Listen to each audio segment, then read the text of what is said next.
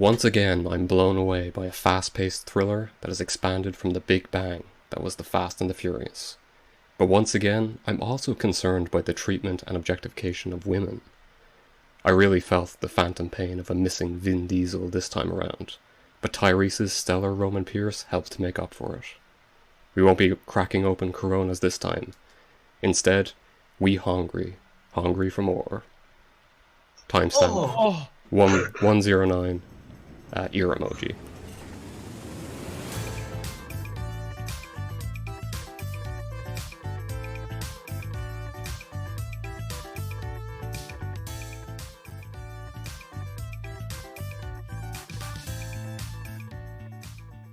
Welcome back to Twin Diesel, the podcast exploring the life and career of Vin Diesel. I'm Luke Timmons, and with me, as always, is my co-host, Cian Roach. How are you doing today, Cian?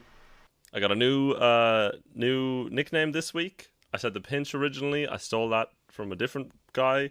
Call me Sorbet, spelled S-O-R-E space B-A-E. Sorbet. Sorbet, that's what I am this week.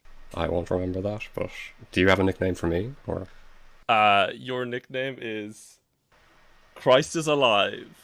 Christ is Alive and Sorbet. It's not a good nickname. I'll put that in the description of this episode. Alright. Cian, we're not alone this week. No, because God's always with us, isn't that right? Christ is alive? Christ is alive, and he's always with us. There's somebody else with us, though. His name is pretty close. I was actually miscalled Christ in a work email today, as a little tidbit there. That's not true. It is true, and there was six other people CC'd. You've come on here and you've lied to us. You're not even supposed to be in the call yet. Also, the transcription says there was 600 people CC'd, and it said like C. Look, it says CC'd. Oh, okay. There's a live transcription on. We should say that we have some accessibility options this week relative to the first week. The first week, bit of a disaster, but you know. I'm editing it, and I must say, I don't like myself or the sound of my voice, but no, and I don't like you either, which is why we have Chris. Yeah, Chris is here to audition as the replacement host. Yeah, he'll replace both of us. Very good. Yeah, both of us are gonna dip after this one. Yeah, every week we'll change hosts, and our previous hosts will never return.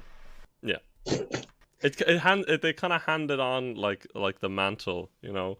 You take care of Vin. You tell the people of his stories and his tales. So Chris, this is a podcast about Vin Diesel. Would you say you're a Vin Diesel fan?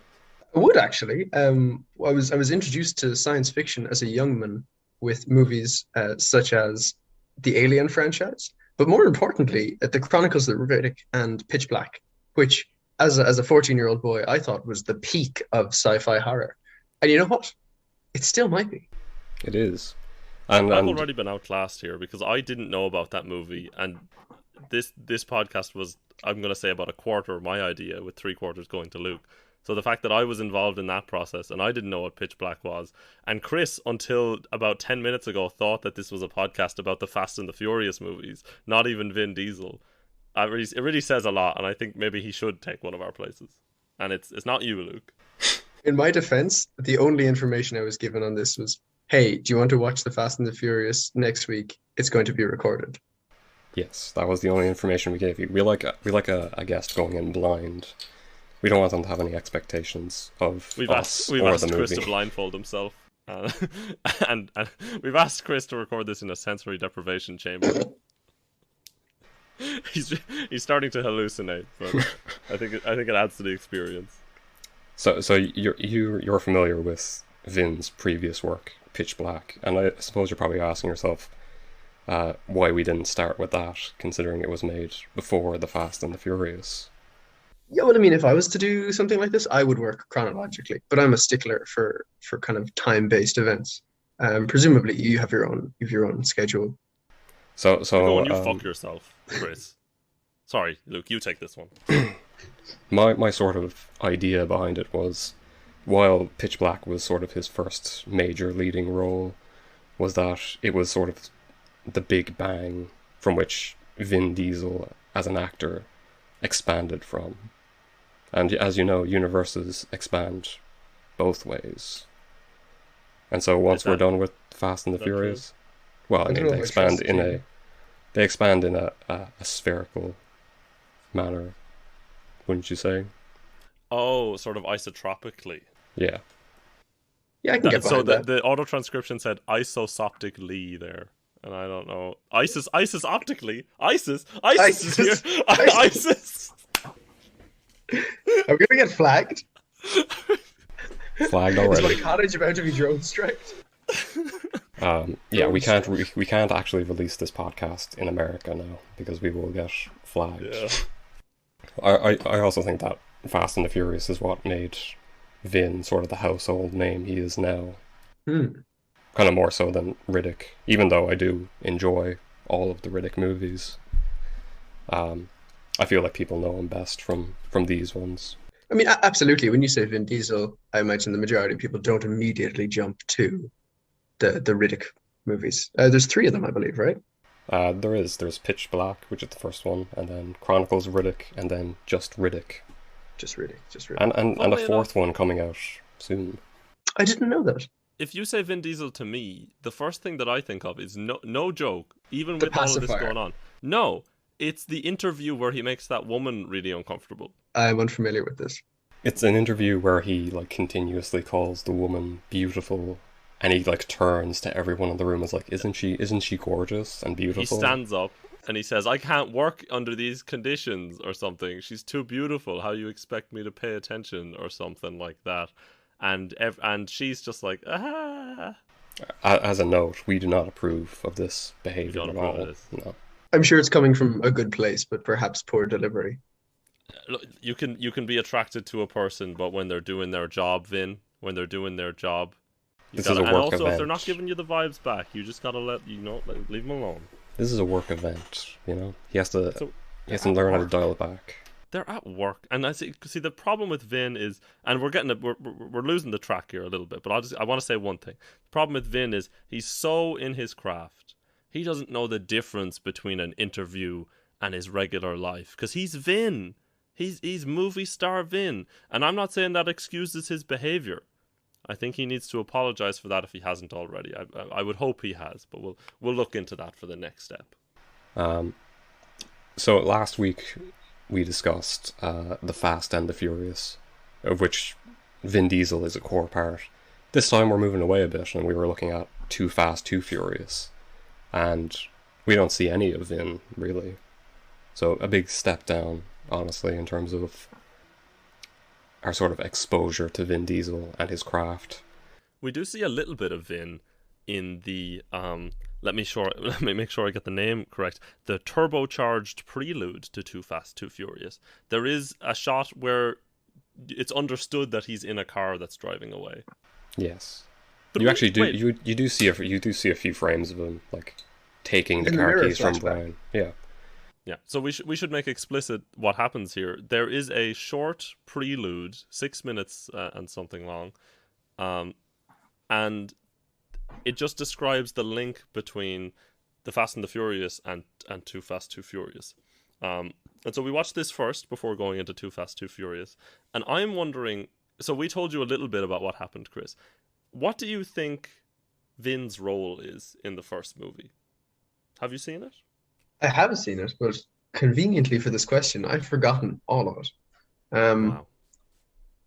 I think, so all I could piece together from the prelude and this movie is that Paul Walker's character, Brian O'Connor, used to be a cop, and then he did something that he shouldn't have done and is now a street racer. And I think maybe Vin Diesel introduced him to street racing and played a sort of a mentoring role. You know, that's kind of spot on in one respect. In another, Vin was suspected of being the leader of a group of truck hijackers, and Brian, as an undercover cop, was sent in to investigate him. They were stealing millions and millions of dollars worth of Panasonic DVD player. players and TVs. Yeah. What an investment. Yeah. And Oh, he was the mark that he let go.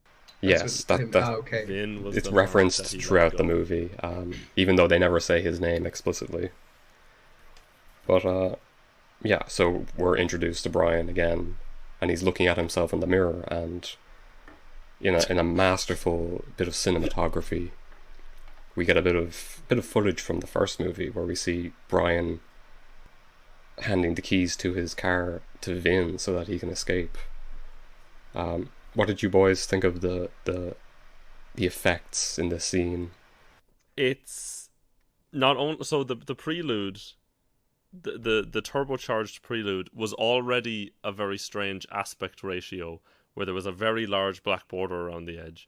And the And then screen they- itself was incredibly wide. Yeah, and then they had the shot of him looking in the mirror, and then into the mirror they squeezed a shot from the first movie thinner again into that one, so a new aspect ratio in there. And so I proposed this earlier, and I would like to bring it up again now. Can the thumbnail for the podcast be precisely that still image where they have Brian looking in the mirror at a weird, long, thin Brian's head doing something in the first movie? I believe it's looking back at Dominic Toretto is his name, right? It is. Yes, Wow, it nice. is. Dominic's retro, according to the closed captions. Almost dominant retro. We can't keep referencing the cat because people aren't going to read them, and so it's That's true. It's a true. visual All right, no gag. more references. It's a visual gag. Sorry, Chris, you were saying. Yeah, it shows Brian looking at Brian, who is looking back towards us at Dominic, who is looking back at the mirror, Brian. And it's almost as He's if- looking from a point of view he doesn't have. Exactly. It's as if he remembered that interaction from third person of Dominic Toretto. Yeah. Wait, if he's looking back at Dom and that's towards us, does that make us Vin in that scene? Weirdly enough, it does seem like he's looking through Vin's eyes at himself. Maybe that's just the effect that Dominic Toretto has, that every interaction you have with him, you remember through his eyes. Maybe Vin just forces some sort of extreme kind of empathy where you you really do see things from his point of view. Yeah, so I suppose we should move through the rest of the prelude. There's not a lot that goes on, realistically. The only dialogue that actually happens is in that weird mirror flashback. The rest is either like weird ADR for like groaning and kind of being disappointed for like, well, Brian street races his way across the country to get money because he's a fugitive. And Yeah, he escaped throughout the somehow. entire prelude, there's no dialogue between him or anyone else. Just sort of looks. Yeah, there's that unspoken understanding that he has with that hot babe in that car. Well, the hot babe is initially in the diner. Yeah, and she notices that Brian is sort of hiding himself from the cops. Well, trying not to show his face to them. And that Which you think somehow they would is... pick up on. Yeah, and somehow that's an attractive quality to her. Somebody who's nervous around police officers is, a Clearly a desirable bad trait. boy. He does have an extremely, I wrote this down, very handsome fugitive picture. It's like really nice quality. I don't know how they got that picture, because it's not a mugshot. There's no stuff behind him, I think. Pardon me. And he stays in a motel that night, and the police find his car and take it away. And then the woman who was also at the motel, the same woman from the diner, just gives him a lift even though she knows he's a fugitive, which is an odd life choice for her. And they make it very clear that she knows he's a fugitive because on her passenger seat is the newspaper with a picture of him on the front of it. And Yes, then they both look at it and she then nod and then leave. and she smiles at him wistfully, I would say. That's the power of being hot, isn't it? Yeah. And doesn't Paul Walker look just fantastic throughout this He's entire extremely movie? handsome. That's Yeah. the thing. There's Great a lot hair, of very great hair. handsome A lot of very handsome folk in this movie. Yeah. We're going to get into the main event here, Too Fast, Too Furious. But I have written down more than once extremely handsome man, jacked, and related adjectives. Just some more cinematography. When we first see Brian's picture in the newspaper, there is a dramatic zoom in on it so that we know he's noticed that he's in the newspaper. And I felt that was an interesting choice. But anyway, after he gets out of the car, he goes to a used car lot where he meets two men, presumably a father and son. One is wearing a golf visor, or whatever you call it, and the other a cowboy hat. And that's where he buys his Nissan Skyline, that car that kind of becomes iconic throughout the series. A really diverse car lot in terms of the hat wearing. And he continues to street race and eventually ends up in Miami. I'd like to jump in here and say sizzling Miami. It does say sizzling Miami. It does say Sizzling Miami in the prelude. Which I believe is how it's described in the tourist documentation. Yeah. Welcome to sizzling Miami, where it's so hot that is what you'll feel like the entire time. Oh, you know, I'm going to Google real quick if The Pitbull has ever byline of used the Lonely sizzling. Planet guide. Yeah. It's so hot you'll feel sizzling. I have to point out that Brian, who is from LA and presumably has been on a beach before, he pulls up to a beach in Miami and looks at women in bikinis as if he's never seen women before or seen them in bikinis, which is an odd thing, just in general. Since he's just come from yeah. Los Angeles. Yeah. Although, And do they have beach? Now, this might be ignorant of me. Is there a beach in Los Yeah, Angeles? There's like, It's on the Venice coast. Beach. yeah, South Beach, isn't That's it? where Venice Beach is. That's where all the California Ons were filmed, and that's what I know about that. Yep, that's... Yeah, there are plenty of beaches in Los Angeles. Haven't you ever played GTA 5, Cian? No. And the prelude sort of ends there. We see a Toyota Supra and a Mazda RX-7 drive by, clearly street racers because of the interesting paint they have on their cars. Because nobody else in their right mind would drive a car like that. Yeah, I mean, these people obviously spend a ridiculous amount of money just getting the decals on their cars when they could easily spend it on, I don't know, rent. We'll Looking get at to the you, rent thing. Slapjack. We'll get to rent. Can I interject here as well with I can't stop thinking about Pitbull now. And I googled best Pitbull lyrics, and apparently the number 2 best Pitbull lyric of all time is "Your man just left, I'm the plumber tonight. Let me check your pipes. Oh, you're the healthy type. Well, here goes some egg whites." And I guess that's about Is that a porn reference? it's coming in the it's coming in the woman. He's ejaculating in the woman. Oh, that's what the egg whites are. Okay. Yeah. Mr. Worldwide, indeed. S for the sex, E for the E in X. Forget about your ex. Y, because I'm up next. B for the best, O for the one. D, because I'm down. Y, YOLO, done. What does that spell? It It spells says sexy body, doesn't It it? spells sexy body. And I like that. Is he meant to have the sexy body, or is the woman meant to have the sexy body in this case? I don't know, because there's not really any reference there. It just says S for the sex, Mm-hmm. and then E for the E in X. Forget about your ex. Why? Because maybe I'm up next. And then at the end he's just like, why? YOLO, done. It's just bye. That was something. I don't think I've ever listened to a Pitbull song ever. You're missing out. All right, well There was we that can, one at the end of that Men in Black movie. well we don't talk. Is Vin in the movie? He's not. My apologies. Is he tangentially related to the movie? He probably is. He Don't- probably. It probably is. I shouldn't have opened that. Shouldn't have opened that gate. Luke's gonna take it. You do a 6 degrees of Vin Diesel. Let's see. Actually, you don't even have to. Technically, Chris Hemsworth's in Men in Black International, and they've been in the same movie together. Oh yeah, the Guardians of the Galaxy. There you go. One link. Yeah, and Tessa Thompson's also in it. Tessa's there. So that's 2 links. I guess. I don't think they ever interact on screen, but And only 1 degree removed. Wow. I shouldn't have given him that, should I? I And was trying to move away. Tommy Lee Jones is in Men in Black, and he's also in a movie called Volcano. And there's another volcano movie called Dante's Peak, which has Pierce Brosnan in it. Now, as we all know, Pierce Brosnan was James Bond. And in a recent James Bond movie, the antagonist henchman was played by Dave Bautista, who is also in Guardians of the Galaxy. Alright, so I that guess is a it's my tenuous turn. connection. Men in Black has aliens, and that's Guardians of the Galaxy. Oh wait, no. Men in Black has You've missed the mark. We're Will moving on. Smith. Yeah. We don't have enough time for this. I'd like Yeah, to we don't have comment time. on. Yeah, we're too I'd like deep.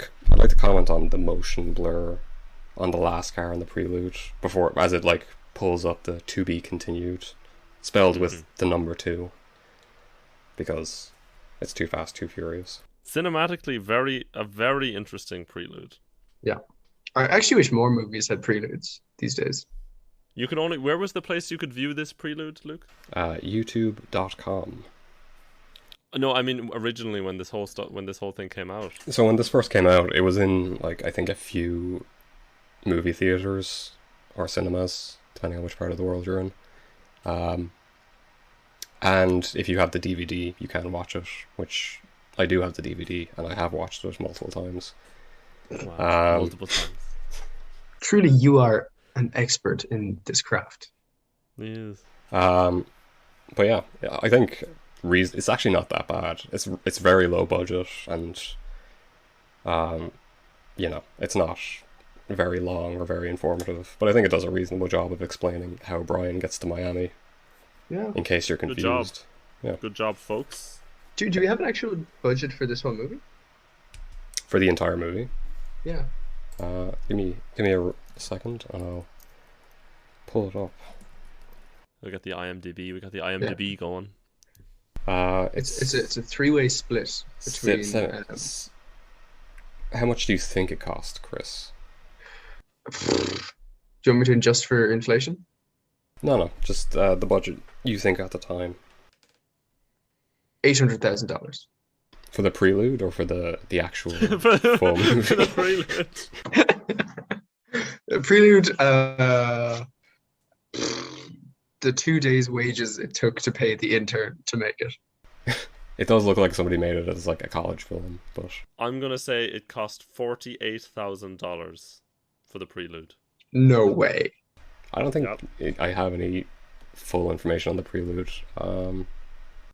Next week's guest will be the intern who made it. Yeah, we'll get in touch.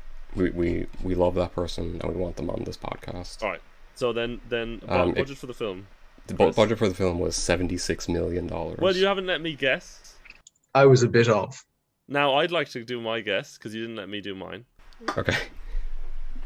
100 million. Am I close? Close. That's pretty close. It's a bit lower. It's 76 million. Don't worry, I'll edit this out. I was gonna say, edit. Can you edit that? And I'll post so edit that it. it goes in the right time. I'll put you before me. Luke, I'll be honest. I was gonna say 40 million. That's why I ended up saying the 40,000. Did I say what number did I say before? I don't know. You said 100 40. million. No, No, but like the first time when he said 40,000. Yeah. 40. Yeah. $40. $40. That's how And it was much just prelude if- cost, and 40 million was how much he thought the actual movie cost. It made 240 million, which isn't Jesus. bad. Wow. I do not know how much movies cost. You can tell why they keep making them. Yeah. But this was, I think, the movie that almost ended it before it even began, really. Because it was not well received at all. It was well received by me. Do you think that's why they took a step away and did Tokyo Drift next? I think so. I suppose Tokyo Drift is kind of the most out of place one. And there is some information about why Vin comes back in at that time. Because he is in the very end of that film, isn't he? He does have a cameo as like an end credit scene or something. Yes. I think, spoilers, I guess. He agreed to do the cameo at the end, and I think Fast and Furious, the fourth one, in exchange for the rights to the Riddick franchise.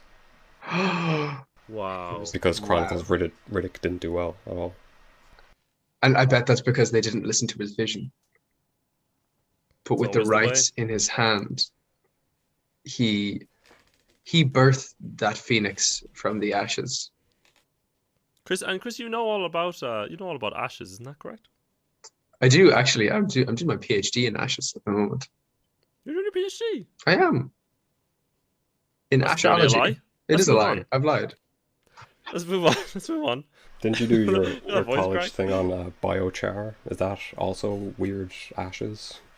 I am astounded you remember that. Yeah, biochar. And Chris, what I remember about biochar is that it can hold an astounding amount of water due to all of its inner surface area. A ridiculous amount. The size of a football pitch on a gram. That's not correct. That is correct. No. That sounds correct to me.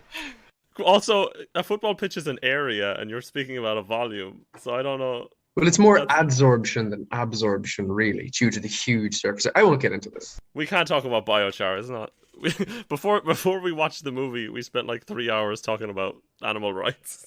Welcome back to the podcast about biochar. Here's our expert, Chris Doyle. We're pivoting. It's a big pivot from Vin Diesel to biochar. Also, the transcription thought that said bioterror.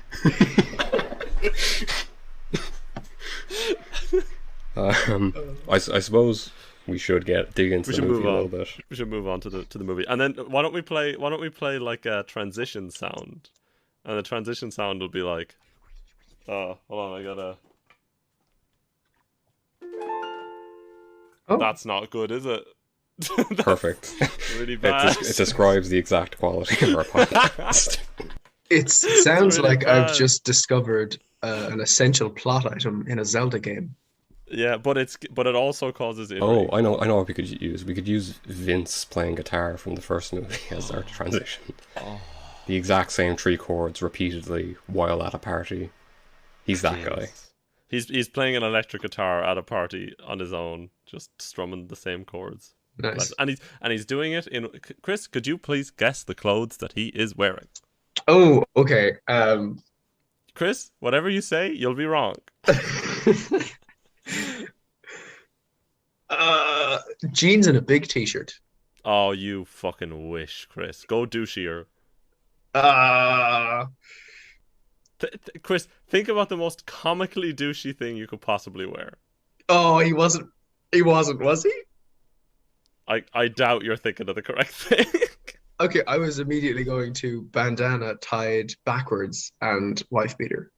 Well, you're half right. There is one thing there that's technically right. So also, we don't support the use of the term wife beater anymore. Actually, I wasn't sure whether I should say that. We prefer tank top, white tank top. My apologies. Yeah, and now, Chris, we don't think that we understand. All right, but just we're going to use a more positive language going forward. And Chris, what the man is wearing in the actual movie that was released and made is a camo tank top underneath a mesh tank top. 2 tanks, 2 tops, 1 life. That's incredible. The camo tank top's to cover himself up, and the second one is to let all that raw masculine energy out. Let the stank out. Yeah, to wick away his sweat. Yeah. We should probably stop talking about the first one. That's beside the point. That's we'll use that as the transition sound. Yeah. Now.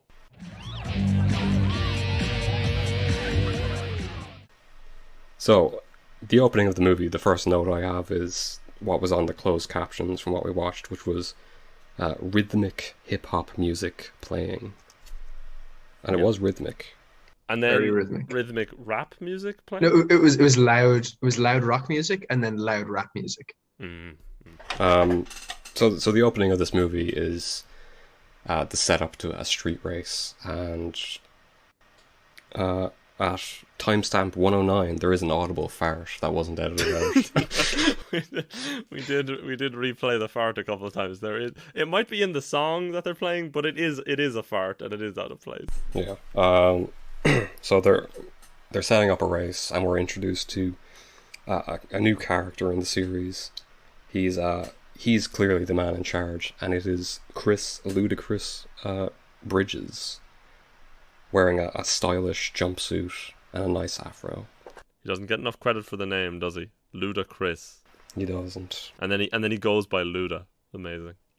And so he's setting up the street race. And at the beginning, we have 3 street racers: Slapjack in a nice Toyota Supra, Orange Julius in a Mazda RX-7, and Suki, played by Devin Aoki, Steve Aoki's sister, and she's driving a Honda S2000. And Luda, he's annoyed that they haven't found a 4th racer, and he's convinced that without 4 people, the race isn't worth it. So, what does he do, Chris? Who does he call up? There's only one person to call up, really, in this kind of situation. There's only one man who can get from his bed to the race in 4 minutes, and that is... Let's all say it together. 3, 2, 1. Vin Brian. Well, no, just kidding. We're talking about this movie, and Vin's not in it. Vin's not. He's not in it. But his why his presence movie, is then? felt throughout it. It's because it's important for his canon. It is. That's why we're here. And I know what you're thinking. Episode 2 of a podcast about Vin Diesel, and you watch a movie where he's not in it. That seems like an oversight. Yep. It's like when you get a tasty starter, and then afterwards you're like, "Well, that was good, but I want more." And then you get a salad, and you're like, "This is vapid nothingness." And then you get the main course. Are you calling this movie a vapid nothingness salad? Yes, absolutely. That's very harsh. Yeah. It seemed like you enjoyed it, Chris. Yeah. Immensely so. As you note, I was eating a salad at the start of this movie also. That's the thing. Chris loves a salad. He does. But the point I'm trying to make is the absence Chris, of a salad Diesel was your could be- snack for this movie. Yeah. You know what? Let's cover the snacks quickly. Luke, what snack did you have? I had gourmet popcorn. It was a caramel variety. Wow. And I had a caroling beer. I had I had just a bag of salted peanuts that I was drinking like a liquid. And Chris, you had? I had some salad. Salad is a stretch. It was just a bowl of kale leaves. And I had some cornbread that I made and a moose beer. See, isn't that's upsetting? I'd like to move past that. Yeah. So Brian races across the city, clearly not bothered about the 4-minute time limit that Ludacris has given him. And also, Ludacris isn't bothered by the fact that he said the race wouldn't go ahead without Brian, and then imposing a weird time limit on him getting there. That's where we see that perhaps Ludacris doesn't want the race to happen. Perhaps Ludacris likes to promote safe driving over street racing. And we might learn the reason for that later in the movie. Oh, but then thus encouraging Brian to speed there in the middle of the night. But it does seem like Luda doesn't want it to happen because he's like, you can't race unless I get a different guy. Even though there's literally street racers lining this street with their cars. Street racers abound. In fact, we see a lot of them having a sort of sound system battle at one point, trying to show off which cars can play the best music. Yeah, I have written down, look at my speakers, as they all like successively point at their car. It's very performative. So I have noted here that Orange Julius, one of the racers, does objectify women. Yeah, Orange Julius is very sexist, isn't it? He without prior consent grabs 2 women, I would say in a quite aggressive manner, and then he chastises Suki for having a pink car with his outdated gender notions.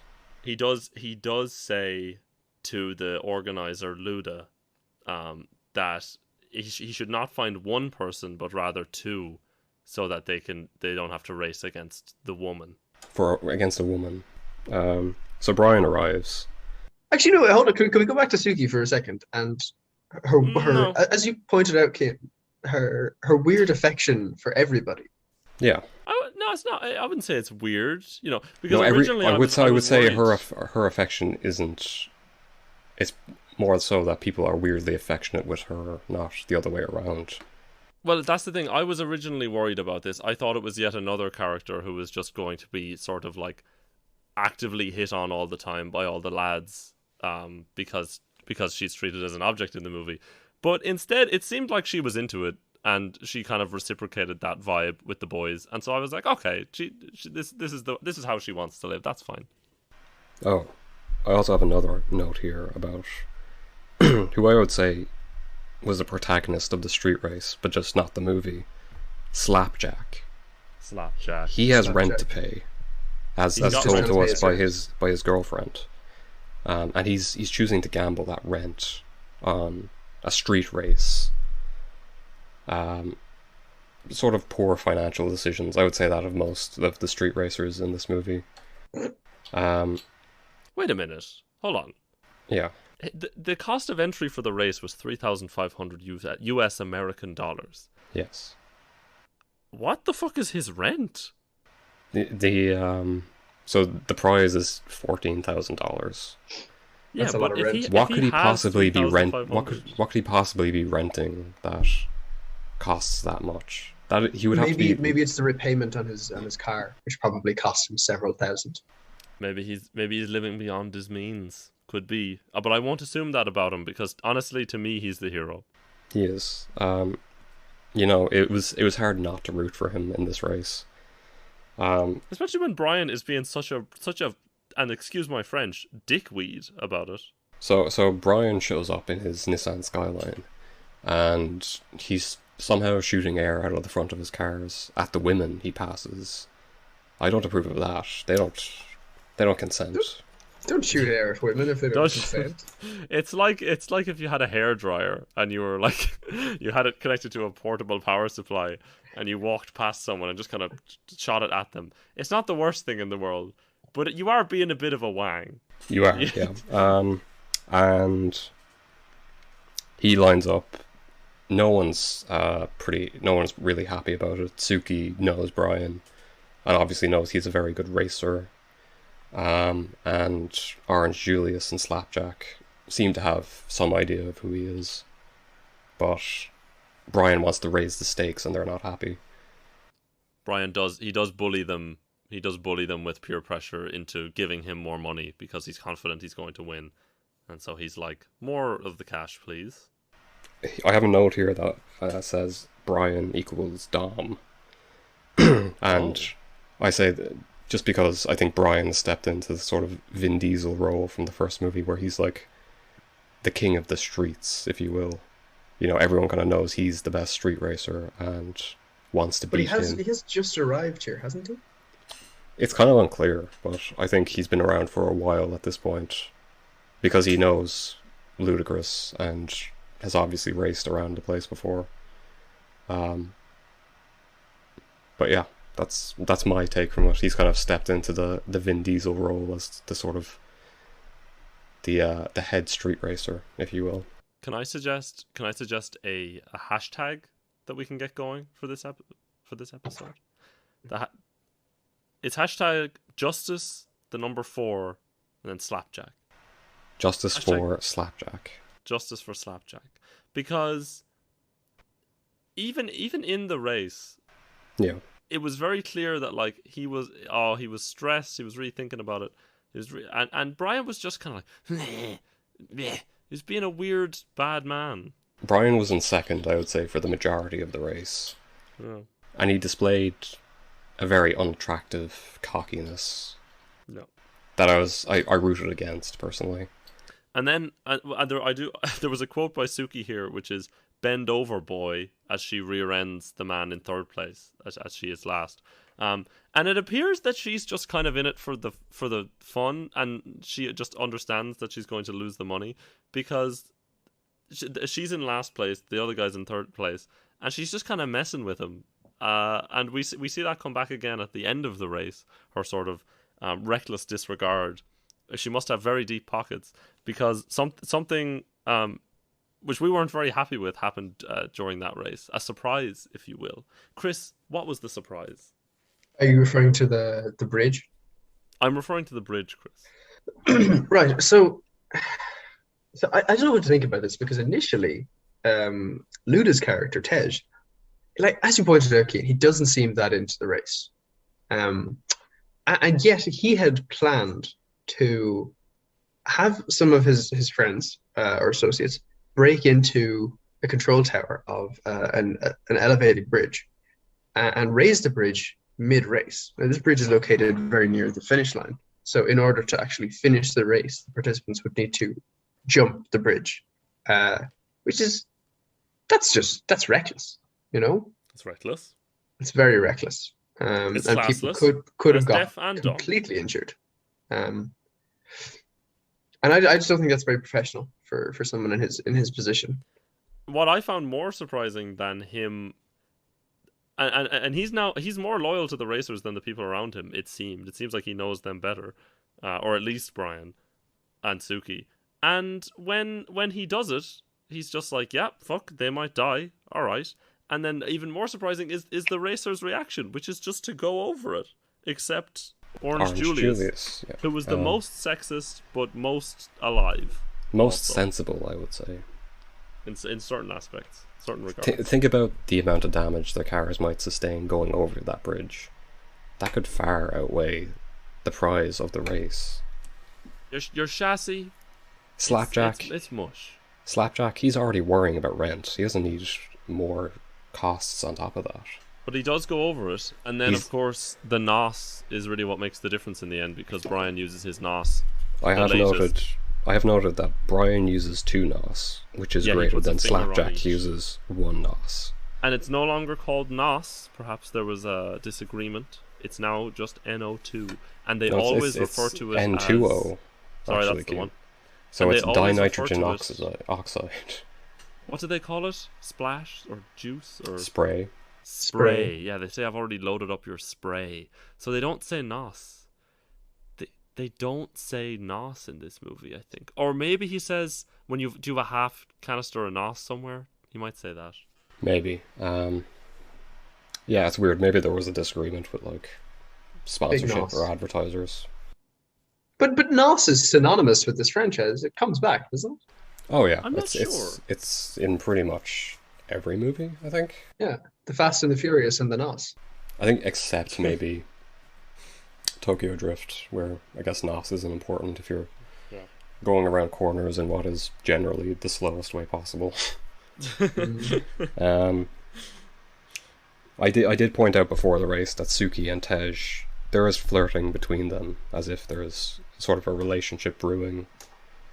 I put a love heart beside them to signify that.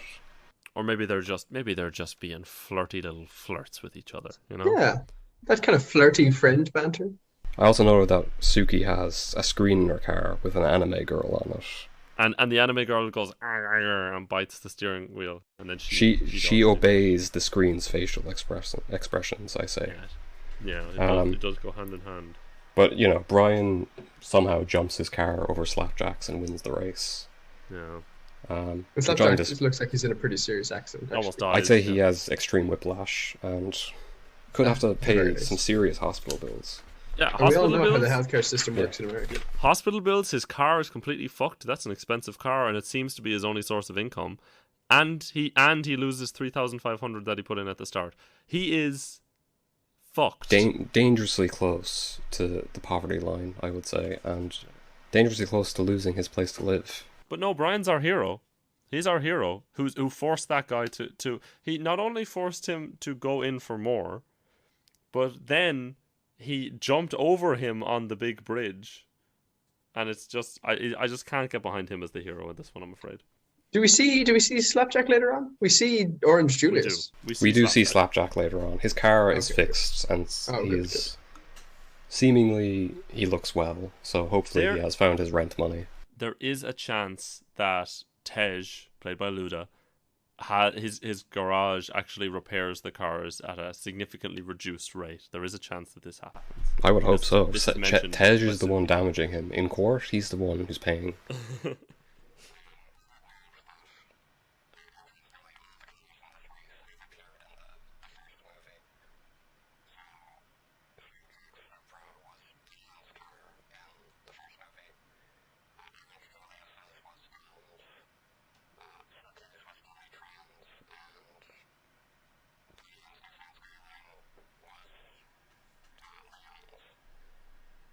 I suppose a continuation. Maybe they just had the cars left over from the first movie and decided Yeah, to, it's recycling assets. yeah. But I thought that was a nice little throwback.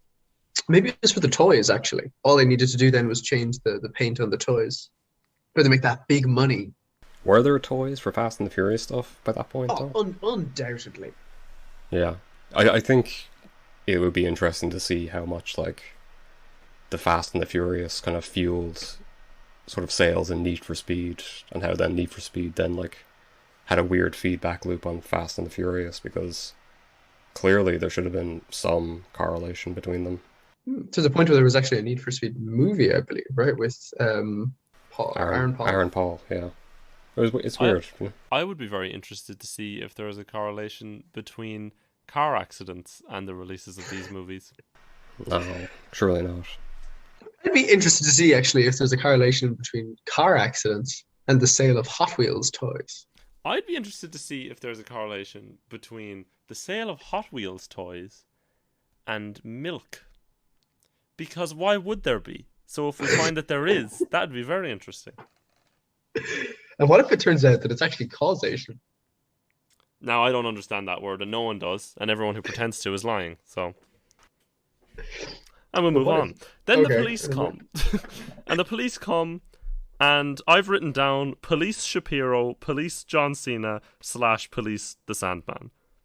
So in my opinion, they do look like Police Shapiro is the first guy who's chasing Brian, I think. Mm-hmm. Yeah, and he crashes, and then he lets like 15 people escape. He does. And then the other guy I've written down is Police John Cena / the Sandman from the Spider-Man movie, but it seems that was incorrect. I'm not sure about the Ben Shapiro one. If that character is called Markham, and I would like to mention his weird EMP gun that fires a claw that is not connected to anything by wires. Wireless electricity claw, yeah. But actually, no, his gun has a wire. It has a cable connecting the gun to the claw. And when the claw embeds in the car, it short circuits all the electricity. It's a car. And as we know, cars are entirely powered by electricity. Well, these modern ones, Chris, they've got their circuits. And you know how we can tell that they have circuits now, actually? In the first movie, when we do the high budget Fast and the Furious through the engine thing, it's all valves and pipes and steam. But in this one, when it goes through the engine, it's wires and electricity and circuit boards. And that's how you know they've really changed. They've transitioned. And it was hinted at in the previous movie, actually, that they would do this. Yeah. Because... well, I think it was already a thing at that point. It's just, in this movie, they explicitly go, this is a plot point. We need to know about it. I could feel it coming, because they had that time where someone needed... I think Vin needed information about Brian, and... He said something like, how did you get that information? And then Vin just says, you can find anything on the web. And the web is just a magic sort of place where information lives. And so I saw this coming. Is that cop the same one we meet earlier that I think so. Brian mocks and kind of bullies in front of the other cops? I think so. Yeah. So the Sandman's magic EMP gun causes Brian... sorry, not that one. Not the one who's bullied for... No. I mean Ben Shapiro. Yeah. Ben Shapiro. Yeah. So yeah, the Sandman's magic EMP gun causes Brian's car to break, and they arrest him. And then we see a familiar face from the first movie, Cian. We do. It's the FBI agent who's Brickham. No, Bilkins. That's it. Yeah. I liked his character development off screen made him a much more likable person. Yeah. In the first movie, he was sort of like, he's the bad FBI man who wants to kind of making things difficult for Brian. But this time, he's sort of almost a friend. Yeah. I really liked, actually, a scene which we'll come to soon, where we're introduced to Tyrese. Okay, we'll get to that. For now, what happens is they tell Brian, we gotcha, whoopsie. now you have to do jobs for us, and the jobs is, here's a man, and he's a bad drug man, and we need to get him, and he wants drivers, and you're our man on the inside. And then they say, here's your partner for the thing, and Brian does a big mean trick on him. Yeah. They want to capture a drug lord called Carter Verone, who is apparently from Argentina, but you wouldn't know it from his complete lack of accent, but I suppose that is possible. Yeah, maybe he was raised bilingual, you know. Yeah. Chris, you might remember him from Pitch Black. He is he's the I guess bounty hunter law person in Pitch Black, who's sort of skeptical of Riddick and has him chained up multiple times. Okay, coming back. Same guy. So there is some connection between Too Fast, Too Furious and Pitch Black. other than the obvious. Other than the obvious, you know. Yeah. The wearing of sunglasses at night. Yeah. Which does make an appearance. So he's the bad guy of the movie. He's a drug man, and we don't like him. But the main customs agent, Markham, suggests that Ben Shapiro be his partner while undercover, and then he cruelly mocks his prospective partner by just bullying him in front of the FBI agent Bilkins and Markham, and I felt bad for the cop. I felt bad for him. I did. And he's like, I want my own boy. Let's go get him. And so after this, Brian says he has somebody in mind, and we're greeted with the view of a canyon in, I guess, also in Florida, but it's never made clear. And we all notice something weird with the canyon. I'd actually like to point out that it's not a canyon. It's more of a... Is it a vista? It's more of a mesa, really. Okay, a mesa. I'm sorry, Chris. Wow. My geography is not as good as yours. Chris, what's a mesa? That's okay. It is a table-shaped formation of rock, usually in sandstone. You see it a lot in Monument Valley. Wow. If I'm wrong, that's going to be very embarrassing. It is. Luke, edit that out. Edit this out. No, I'm committed. I'm challenging people that if they hear this and Chris is wrong, you call him out. Oh no! You tell us, and then we'll deal with him in person. It's all right, Chris. The only person listening is my mom, although she might know what that is. So I'm worried for you. Oh. Cian's mom is going to call you out. My mom loves the geology. Chris and knows then she'll never feed you tree bean chili again. I do. Your mother asked me about a fossil once, and I was like, I think it's this, and she didn't believe me. And then a while later on, she got it ID'd, and I was right. So there. Is this some sort of weird, fucked up version of a Yo Mama joke? Is that what's happening? Are you trying to weirdly bully Cian's mom Are you through trying him? to weirdly bully my mom through a podcast about Vin Diesel that she won't listen to? Look, that's not my intention. Yo Mama tried to identify a fossil, and I identified it better than she did. Chris, apologize to my mother. Nora, I'm sorry. All right, call her mom, call her mammy. Say, mammy, I'm sorry. Do it. Mommy, I'm sorry. Didn't think you'd do it, Chris. Nora, I'm also sorry for letting such a disrespectful guest on the podcast. Yeah, thanks, Luke. God, I can't believe Chris pulled that. I feel bad now. You should Yeah. let me sleep in your brother's bed. Trying to one up Cian's mom on a podcast. It's just not right. It's not right. It's not right, Chris. This is supposed to be about Vin, and you made it about you. I'm sorry. Yeah. I bet you didn't think you'd be apologizing to Mammy today. All right. Well, I hope your mom hears this and continues to like me as a person. Yeah, I hope so too. Although she really doesn't like women, so she might not like all that stuff that we said about those. Oh. Yeah. Well, that's troubling. Yeah, she hates it. But back to our mesa that might be identified as something else at a later date. Just on the off chance that she doesn't hate women. Just on the off, because I should be upset. I did realize that your mom does not dislike women. Yeah. Your mom is a very lovely person and Truly a treasure. A national treasure. And now it's a podcast about national treasure. What's his name? Nicolas Cage. Nicolas Cage. I was literally gonna say Wicker Basket. You know, the guy Wicker Basket. So the weird thing we noticed was the arena that a demolition derby is taking place in. Oh yeah. Which was the CGI. Is all off, yeah. It was cars CGI. And people are way too big for how far away they are. It does look like there's about 20 to 30 people in the arena. And also, it just looks...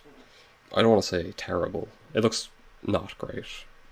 Yeah, it's not It's the though. worst. Of its time. It's not the worst, but if you you could resolve the colors of people's shirt and pants from like way too far away.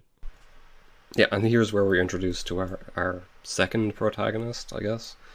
Tyrese, playing Roman Pierce, Brian O'Connor's friend from childhood, is what I picked up on. A much more interesting character. Yeah, he's the sort of flavour to this bland meal we've been missing so far. He really steals the show when he comes in. He does, yeah. It's an odd one because, you know, Brian being our main character through both movies so far, you think he would get the most interesting delivery and lines, but it's all Tyrese from here, as far as I'm concerned. Yeah, they do a That's little a really fight. good point. Yeah, they do a little fight on each other, and the reason that we like the FBI man more now is because Brian says, whatever happens, just let it go or whatever, and he says, okay. And then they start doing their fight, and he just walks away and sits down to watch, and it's very nice. And so they do their little fight, and then at the end there's like extreme sexual tension. There's nose touching. There's a lot of sort of like, at one point there's a shot where Tyrese is like on his knees, kind of between Brian's legs, and Tyrese is Brian down has at his him. Brian has his legs wrapped around Tyrese at this point. And then they're just staring at each other for a little while, and I was like, I have been in this situation, and it was preceded by intercourse. So Well, weird flex there, Kian. no, it's just that I fight every person that I have sex with. Yeah, there's a point here where Brian says, "I'm going to choke you." I also said every person, like it's a lot. In fairness, he does follow through and he does choke. He does. does I choke. am gonna choke you when he tries, and then Tyrese just gently moves his hand away. Yeah. No, but then he comes back for the headlock later on. Yeah, and then they like stand up and they get in each other's face, and Brian says, "I need you to come to Miami and drive for me." And the delivery is really odd. I think we all had a pretty good laugh at it. Yeah. It's very quite strange. aggressive. It's also funny to imagine them doing it in a sandbox, because it's very clearly a green screen behind them. So it is just them kind of wrestling in a sandbox and then staring at each other and then doing some weird lines. Yeah, lots of weird green screen. Actually, especially in the prelude, especially when Brian was in the car. Yeah, I did. Yeah. I did write down weird green screen man stares at women. Yeah, that was unnecessary, because all you have to do is film somebody in a car. No, The Indiana Jones styled map. That was also a weird choice throughout the prelude, but oh yeah, Is- you're is, right. is that where it kind of like it's an old, he's in the car. slow on the map, and it's just Yeah. the dots going along. Yeah. And then Chris knew something about Louisiana. Baton Rouge. Baton Rouge. Yeah. And Chris, you know what? You said that you knew Baton Rouge was in Louisiana because of your knowledge of French. Why is that? Is it just because rouge is a French word, or is there more to it? Oh, as I said before, it's Baton Rouge means Louisiana in French. Is this because of Princess and the That's not Frog, true. Chris? Um, That's in Baton Rouge, isn't it? it's actually yeah. I was looking up Louisiana recently to see how possible it would be to get from New York to New Mexico if one was to go on foot, but by the coast. On foot. Yeah, why not? You are talking about like basically hiking the Appalachian Trail, except on the opposite side of the country. Because New York is basically as north as you can go. I mean, I'm not saying I was going to do this. Chris, it seemed like you were gonna do it. Yeah. I may have delivered it in a way that I was planning. It was purely a thought exercise. Okay, yeah. Oh, what a weird thing for you to do. Yeah, I Hold on, guys. Now that Chris said his weird thing, I want to say my weird thing, and that is that I spent my time a few days ago doing map quizzes, to see if I can remember where all the countries were from where when I learned them like a year ago. So I'm going to do a little quiz now. In which continent would one find Algeria, Luke? Algeria? Yeah. Isn't that Africa? Nope. It is in Asia. It is just on the border between Europe and Asia. What? No, it's not. Almost certainly. Absolutely not. Algeria's in North Africa. It's right beside Morocco. Country in North Africa. Then what the hell is the name of the country I'm thinking of? Maybe you're thinking of Algiers, Chris. Oh, no, that is Algiers. No, Algiers is the capital a of country in Algeria. North Africa. What the fuck is the country that's on the border between... Hold on, I gotta go find out now, because I thought Albania is the one. Are you thinking of in Azerbaijan? Albania is the one north of Albania Greece. is the one down there, and then over here, Azerbaijan, and the one to the left of Azerbaijan, Armenia. Armenia, yeah. Armenia. What am I like? So I was right. We're all right in the end, I think. No, I'm definitely not. I think that's a cop-out. Well, as you can see, my quizzes didn't go very well. My weird thing was that earlier this week when I was walking to the shop and back, I tried to name all of the Formula One world champions in my head. Go on. And I got to... There's 70 years of Formula One. And I think I got down to where there was 10 years where I didn't know the champions. So Is that because there's 60 years of Lewis Hamilton? no, there's only 7 years of Lewis Hamilton so far. Because there's That's seven... shockingly low. That's pretty big, to be honest. There's 7 for Hamilton, 7 for Schumacher, 5 for Fangio, 4 for Prost and Vettel, 3 for Piquet, Brabham, Stewart, Senna, and Lauda. Then there's 2 for Clark, Alonso, Ascari, Fittipaldi.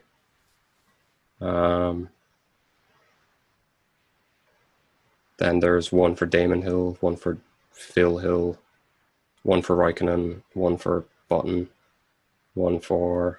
What is happening? I'm naming all the I'm champions. in awe. Yeah. He could be making up these names, though, Kane, and neither of think That's one- the thing. I mean, I think I'll one do it too. 1 for Mike Hawthorne, 1 for John Surtees. You got one- Bihar. No. You got Himachal Pradesh. No, you are way off. The fact that you think that people with those names have ever won a Formula One championship are way off. Just because Formula One is not inclusive at all. Oh, okay. Like I was just reading place names in in what we'll call like Middle Eastern Asia. Is your Middle map East. still open on Armenia? Yeah, so that's the thing. I want to redeem myself because I'm really pissed off about that. Because when I did the quizzes, I got Armenia, Azerbaijan, Albania, and Algeria all right, and now I've made a fool of myself. So, how about this? Where is Bahrain? In what continent would one find Bahrain? Asia. I would also say Asia, but on the eastern, western, near east. Bahrain is a Grand Prix in Formula One. So. Oh God! He ties it back in. Okay, how about I don't know if I'm saying it correctly. Benin, Benin. Benin. Is It's this in a Africa. city? It's one of the chocolate countries. Wow. I will You support can't, Africa. Chris. You can't say that. No. Chris, you can't say that. Yeah. I meant, like, you know. This is our first Ivory controversial Coast, guest, Kian. Ghana. Look, he's justifying himself. Yeah. You can't say that. I Have am you just ever had a gonna, bar of Tony's Chocolonely? I'm just gonna, No, what? yeah. I mean, I'm just gonna fade out this in the edit at some point and fade us back in. I'll fade us out at some point. Fade us back in while I'm naming Formula One world champions. Then fade us out to Chris being controversial again. I feel like All I'm being taken out of context here. How about this? I've got two more. One, where would you find East Timor? East Timor is an island. It's in Asia. And Luke? Asia. All right, let me check something. Because I want to make. Oh no, I want to make sure because Chris has said that it is an island, and that is incorrect. It is only half of an island. God damn it! You idiot! Ashamed I am. And the thing is, it does contain another small island, so you could say that Timor does contain an island. Is it West Timor? No, it's just part of it. Well, and then the other thing I was going to ask is, what is the now accepted name of the country formerly known as Burma? Oh, Myanmar. Yeah. Well, now Chris, you've really sniped that from Luke there, so you get 10 points. Yeah. Is that high or low? We haven't done points yet. I was wondering. I was wondering why it's Myanmar now. I was confused, and it turns out that Myanmar represents. I think it represents the new government or the new political structure. Didn't they have a coup recently? There was a coup, and so I think the correct one to go with is Myanmar. So, foolishly, I've forgotten both Rosbergs as world champions. Jody Scheckter, Jochen Rindt. I did name Hawthorne, Phil Hill, John Surtees. I forgot James Hunt. That's my bad. And I forgot Mika Hakkinen. That's, we're not perfect. But I did name... Evidently. Yeah, and Jim Clark. They're the only two, I think.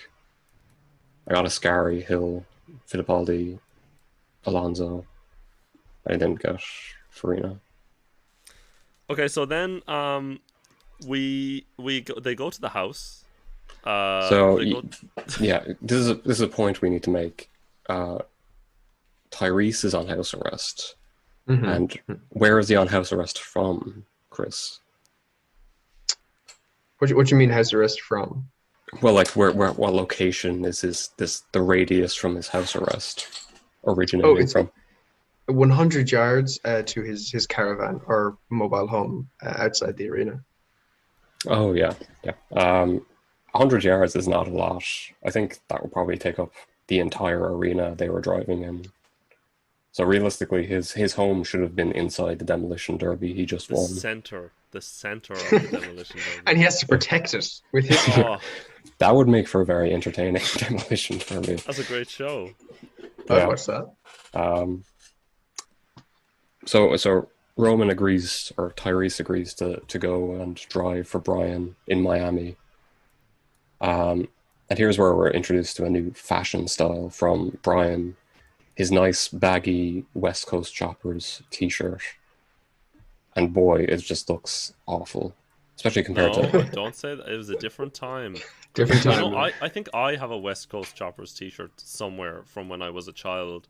And my father gave me... I guess like weird motorcycle magazines, and I would look at the women in them, and some people weren't happy about it, and I think he saw it as sort of like no, he'll be a man, and I was happy with that because I did want to look at the boobies. That sounds like healthy young male development. I turned out great. so I don't think it's a terrible style. Completely. I just don't think it suits Paul Walker at all. No. He's got a pretty good bod, and he shouldn't be hiding it behind a baggy t-shirt. Yeah, let's see it, Paul. I want to see a really tight-fitting turtleneck. And we see some great bod from Tyrese later. Great bod from Tyrese. We'll get to that. Yeah. We'll get to that. I've lost my train of thought now. Chris did point out that Tyrese is wearing a nice denim shirt with a sleeveless denim shirt. Look, it works well for him, It works very well. Yeah. It does. You wouldn't wear it if you weren't cut like Greek marble. Yeah. Chiseled abs, you could say. And he looks phenomenal. He's really taken over the Vin role as like the body for this movie. Hunky boy, yeah. Yeah. But I mean, he's upset with Brian because of a betrayal, kind of, where Brian became the police. It's kind of implied that Brian might have been responsible for him going to prison at some point. At least partially responsible, yeah. Yeah. But anyway, Tyrese does agree to help Brian, at least for now. And then Ava Mendes does arrive in a US Postal Service truck to give them nice, shiny new cars that look terrible. Yeah. And tell them that they're going to audition for a job with the bad man, Carter Verone. And Tyrese gets he gets a convertible. Different time, Luke. Different time. A convertible purple Mitsubishi Eclipse. And Brian gets a lime green Mitsubishi Lancer Evolution 8, I believe. How do you know this? It might have been a 7, but I think it's an 8. Neither of them good to look at. I don't really understand why they're the flagships of the movie.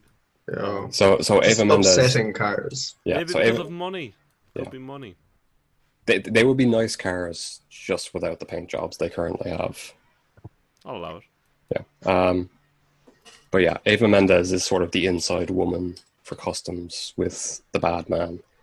And she gets in the car with Paul Walker because apparently that's the trade-off for having a convertible, the worst of the two cars. Yeah. So he does a weird stare at he does a creepy, that was incredibly dangerous. Yeah.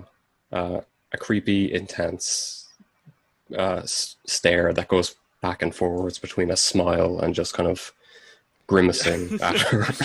It does. It cuts. So it's looking at him and he's smiling and staring right at her, and then it cuts away for a brief moment and then back, and he has a flat expression. It cuts away from him and then back immediately, and he's smiling again. And so imagining that continuously without the cuts is very funny because it's just flat, like smiling and then nothing, and then smiling again. Yeah. And then we learn that he stops at a red light, kind of on the dot.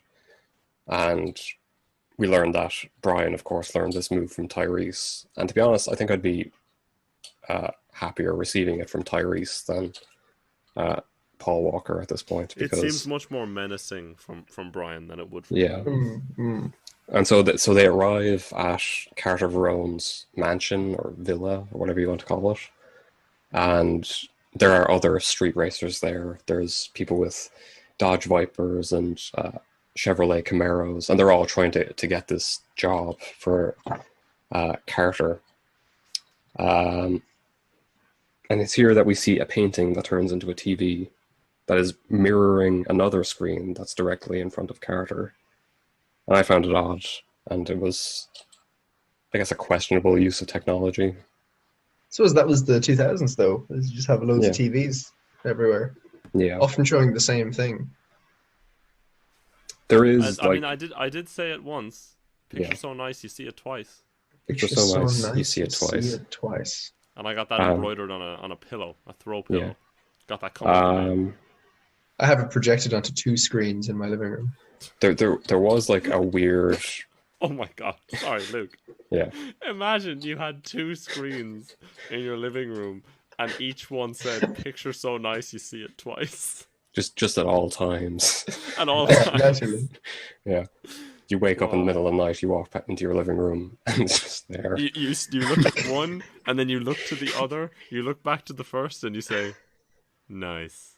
Nice. Well, no, you wouldn't look back to the first, because then you would indeed be seeing it thrice. No, because you're seeing the first thing again, and that doesn't count as a new see, I think.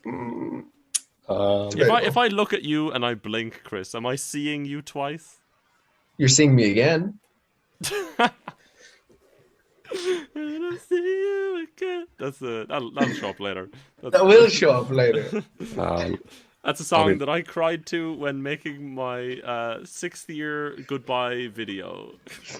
Wow. No, Hold on a second. You're what? You know the video that the school asks you to make when it's your graduation video.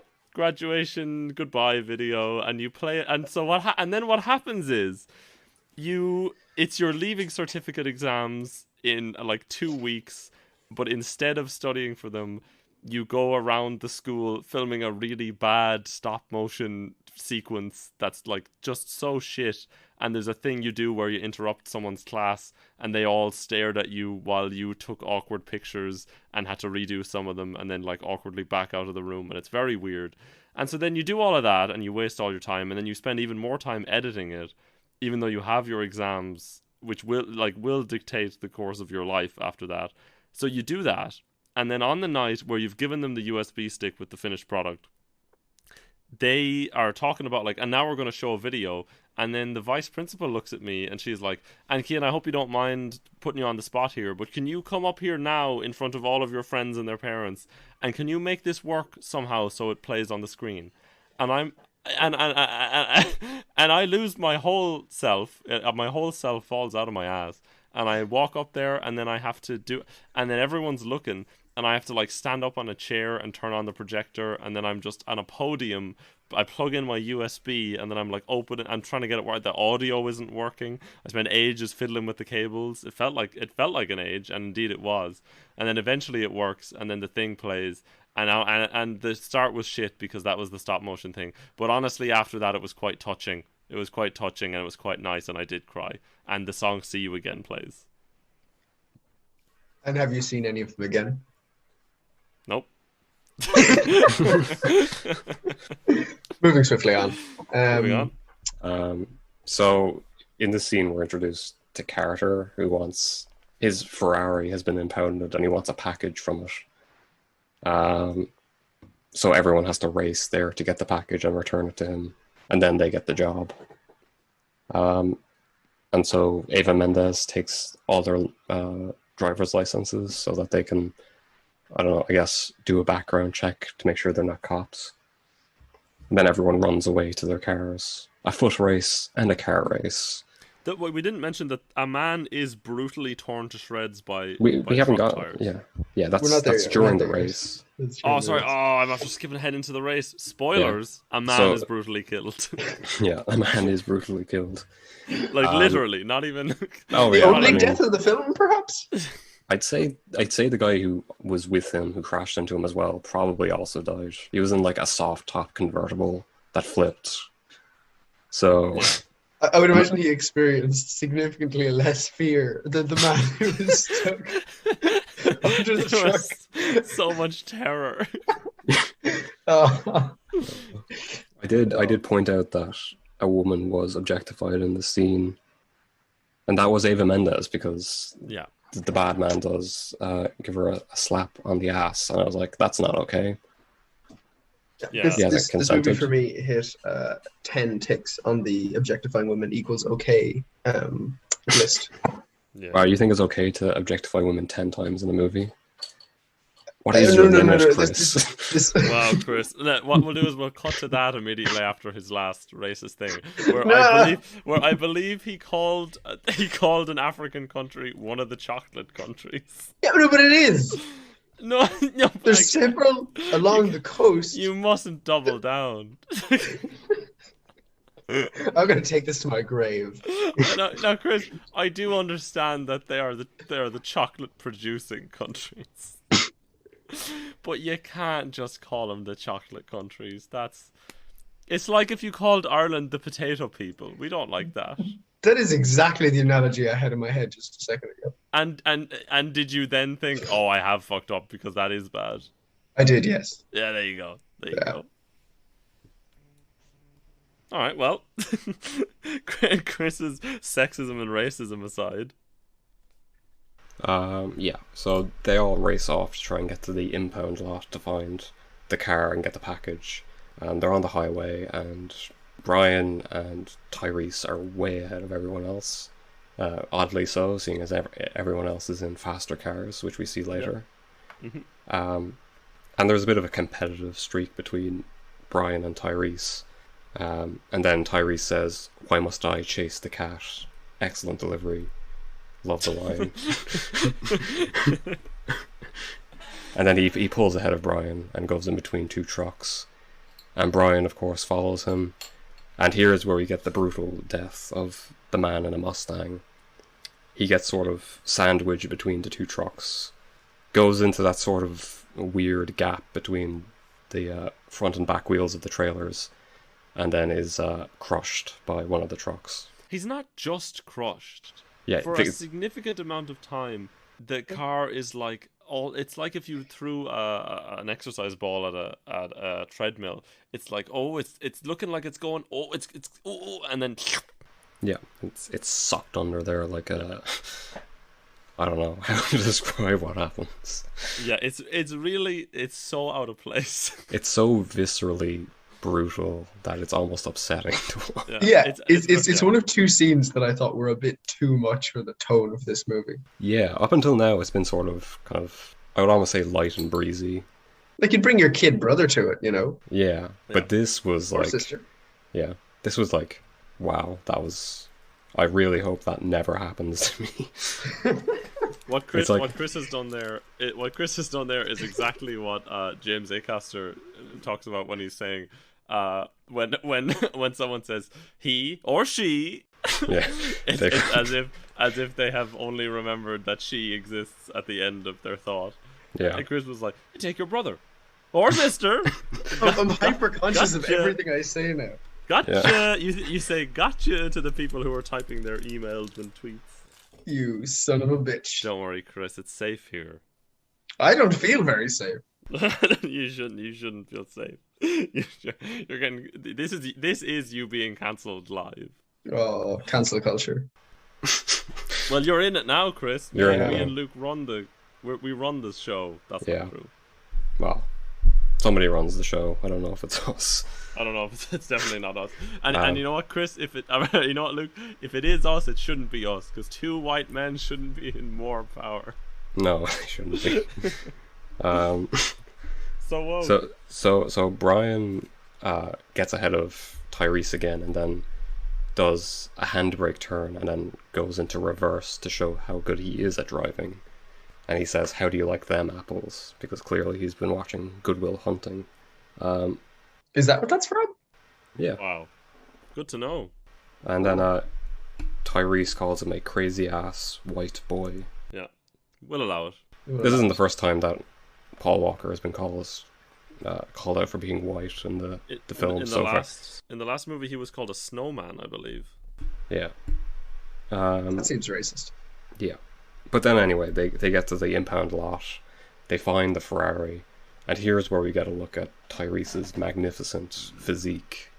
As they approach the car, he rips off his shirt and he punches open the window while covering his hand. A sensible breaking and entering, if I've ever seen one. I don't know if you guys saw, but there was clearly something inside that wrapped fist, something sharp and hard that was standing out against the fabric that was not there when he took it off again. Oh, really? Maybe it was like his look, keys or something that he used. It looks like a metal brick. Oh, weird. I guess that is to protect his hand. I didn't see that. Precious cargo. So they look through the car and they find the package, and all the other racers show up, and then also the cops show up. It's the local police. There is a distinction between the local. No, it's Markham again. Yeah, it's Markham. It's the customs. Sorry, yeah. It's the customs boys. This one is Markham with the customs. Actually, And there's Ben three Shapiro. police. There's three police. So you have the customs police, including Ben Shapiro and John Cena slash the Sandman. Then you have the FBI, and then you also have the local police. And there is a conflict between them later on, and that's what I've gotten mixed up with. God, I'm embarrassing myself. I did say here that Brian has outdated notions of gender because he tells Tyrese to put his blouse back on. He does. And I'll say that men can wear whatever they want, and women can wear whatever they want, and just people in general can wear whatever they feel comfortable in. It's just fabric shapes, folks. It's just shapes fabric of fabric. shapes. It doesn't mean anything. It doesn't mean anything. So Don't be upset. Don't be the fashion police. maybe mesh vests though. Mesh Maybe let's vests, leave those. Let's I leave have an those in the issue with. past. I'd like to make a stand on mesh vests. Okay, However, we started a feud with people called Spillner we did. in the I was last upset episode, with. and So I Brian think had a this time fake we're name. feuding with people with mesh vests. Yeah. So Chris, in the last one, Brian had a fake name, which was Brian Spillner, and I made Luke stop so that I could laugh at the fact that his name was Spillner. and then Luke was like, you'll start a war," and I welcomed it. And I haven't really seen many fruits from that yet because there's not many Spillners out there. But Fair enough. we'll see. Also, because the first episode technically Not doesn't released. exist yet. I have been telling people the entire transcript from memory, and so when I get to the Spillner part, I do look at them sort of expectantly, but I haven't gotten anything out of that yet. So the customs people, Markham and Ben Shapiro, show up, and Tyrese shoots at them to make them go away, and they do. They just leave him alone. If anything, there's a lesson to be learned there. If Tyrese is shooting at you, then Leave him alone. you leave him alone. Leave him alone. That's the message. If Yeah. Tyrese. All right. And so then they drive back to Carter's house and they deliver the package. And what is the package? You want to take this one, Kean? Yeah, it's just a cigar and a cigar cutter, and then Tyrese is upset, and he tries to steal. He tries to steal the cigar cutter because he's like, "Why does I only have to do this?" And then Carter is just like, "'Cause I was testing you." Ooh. Tricky. Tricky. And I wrote down Tyrese as a role model because I believe he calls out Brian for looking at the lady Ava Mendez's bottom. So we first they ask if there's food there because Tyrese says, "We hungry." He hungry, yeah. We're hungry. An iconic line from Roman Pierce right there. Yeah. And then that's why I wrote down Tyrese as a role model as well. And then Tyrese catches Paul Walker looking at Ava Mendez in a sort of objectifying way. And I've put down positive male role model. Mm. And then he does ruin that a little bit later. Yeah. And then we get the sort of weird lunch scene between Carter and our two protagonists. Do they eat anything? I think they put food on the table and then he's like, "Come with me," and then they walk away. Rich people love doing that. I mean, like he ordered that champagne later in the movie just so that when he was leaving, he could say, "Have some champagne." That champagne was also unopened. The weird foil was still on top of it. So, I did say that he plays with his cigar for quite a long time. Mm. He really wraps the lips around and gives it a good suck as well. I did suck on that cigar. I noted how how much he gives it the suck, and I did enjoy that. Yeah. And then they leave the table having not eaten anything, and they talk about what the job they're going to be doing is, and it turns out they're delivering drug money between, I guess, where it's currently being stored and a boat or a ship or something. It's a plane. They're led to believe it's a plane. Initially.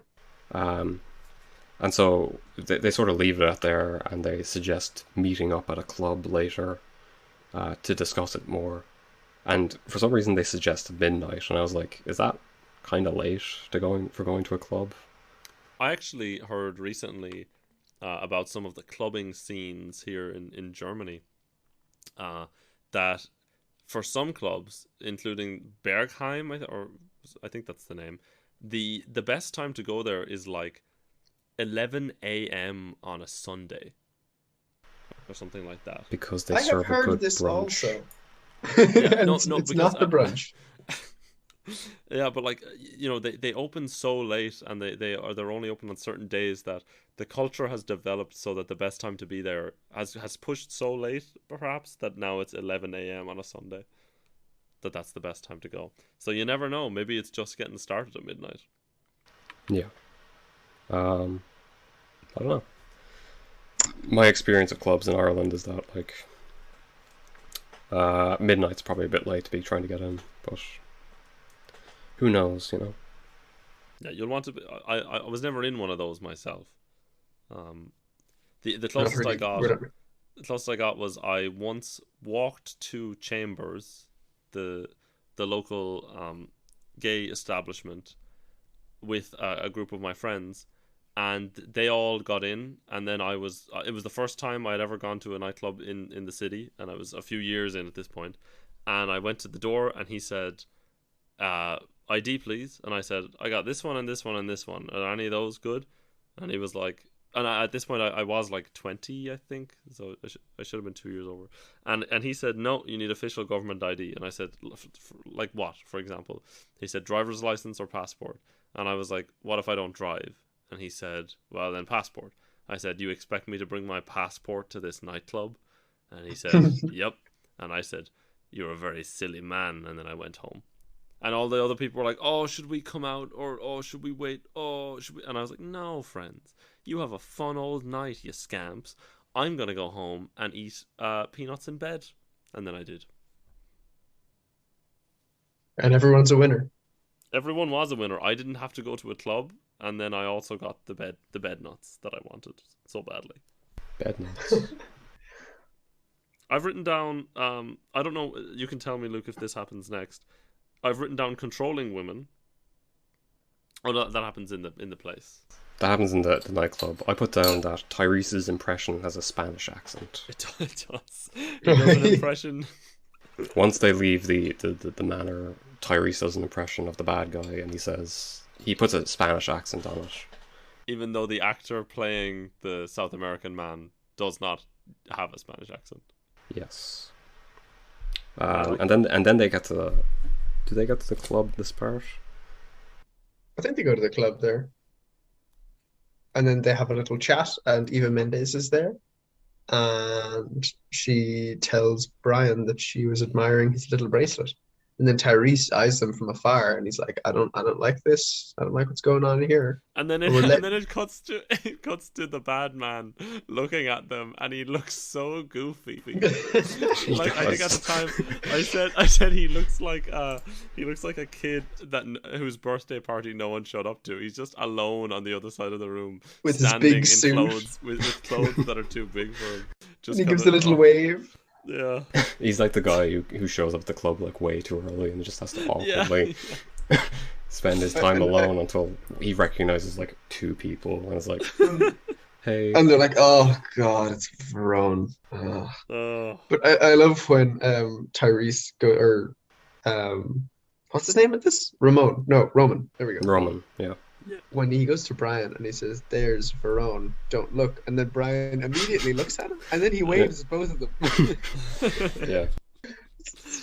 But like, why would Roman say, "Don't look at him"? Because he invited them both there that night. Like they were supposed to meet up. It's not like they're not expecting him to be there. Yeah. I don't know. Because he was macking on his honey. He was macking on his honey. If I'm macking on his honey, you mean Eva Mendes touched Paul Walker's wrist, and that's the entire exactly interaction. I mean. And the reason I say it like that is because that is what he interprets it as. And that's why he chokes her later on.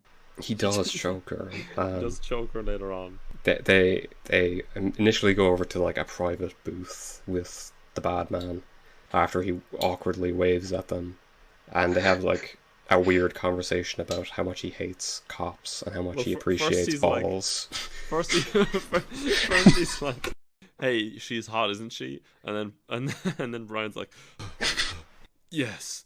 And then he goes, "Ha, you have balls. I like balls."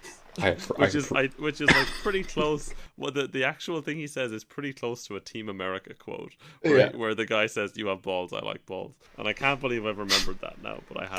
This is also like seconds before he again purses his lips around a cigar. He does. Very phallic imagery. He hates cops, though. He does hate cops, and everyone kind of gives each other looks like, "Oh, is he onto us?" Like very obviously that they're like, maybe we're the cops that shouldn't be here now. Mm-hmm. But it turns out it's the cop from Batman Begins. The upside down guy who may or may not know where the other drugs are going. He likes eating where falafel. Is the drugs he likes eating falafels. He does like falafel. But we And he all like knows where, falafels. and he so- knows where drugs are going. That's his characteristics. Yeah, so they invite him. They go back to another back room because apparently the private booth isn't enough. And they invite. But no, it definitely isn't enough for what's about to happen. Yeah. And the club was generous enough to provide a bucket in which they were able to procure a rat. You can order a rat bucket. Oh no, it was probably an ice bucket for champagne, and then Oh. they just found the rat. Yeah. Yeah, they just found it just around. Which brings us to the second scene in this movie that I thought was just a touch too intense for the tone that had previously been established. The Batman Begins cop is brought back to this room, and they are like, "Hey, you'll give me a window to get my money away," and he's like, "No." So then they put the rat on his stomach, and then they turn the bucket upside down, and then they try and make. I guess they try and force the rat to dig through him as torture. And it's like, this is a bit much. They torture the rat too, and that's fucked up. They heat up the bucket so the rat freaks out, and that's mean to the rat, and the rat is completely innocent in all this. And I think that's bullshit. It is. But a rat can dig through concrete if it wants to. So it is feasible that it would go straight through the man after some time. It is, yeah. But yeah, this was. I felt like this was like genuinely upsetting for everyone involved, except for the Batman. Yeah. Everyone looked uncomfortable except him. Yeah. And then he Have we mentioned by the way that his henchman literally looks like the second character you create in the Me character creator. When you're kind of playing with how weird can I make someone? Yeah. It's not very creative yet, but it is a bit uncanny valley. Yeah. His name is Enrique, by the way, that henchman. I didn't catch the other henchman's name. It's Roberto, I think. Roberto, thank you. Yeah. So yeah, that kind of ends the club scene. They kind of just get offered champagne after the torture scene, and they're like, "Guess we'll leave now." And then the bad man tries to control Eva Mendes, and he chokes her. What's the quote? If you ever touch someone again, another man, I'll kill you. Yeah. Again, I'll kill you. Yeah, it's just from the wrist touch. It's not pleasant. Very abusive relationship. I don't approve. They've established him as a man that we don't like, which I guess is, accurate. That's the goal. That's the goal. We did miss a point where they have a street race with the two of the men they met earlier for their audition, where they're trying to win muscle cars because they don't have the electronic chips in them that cause problems.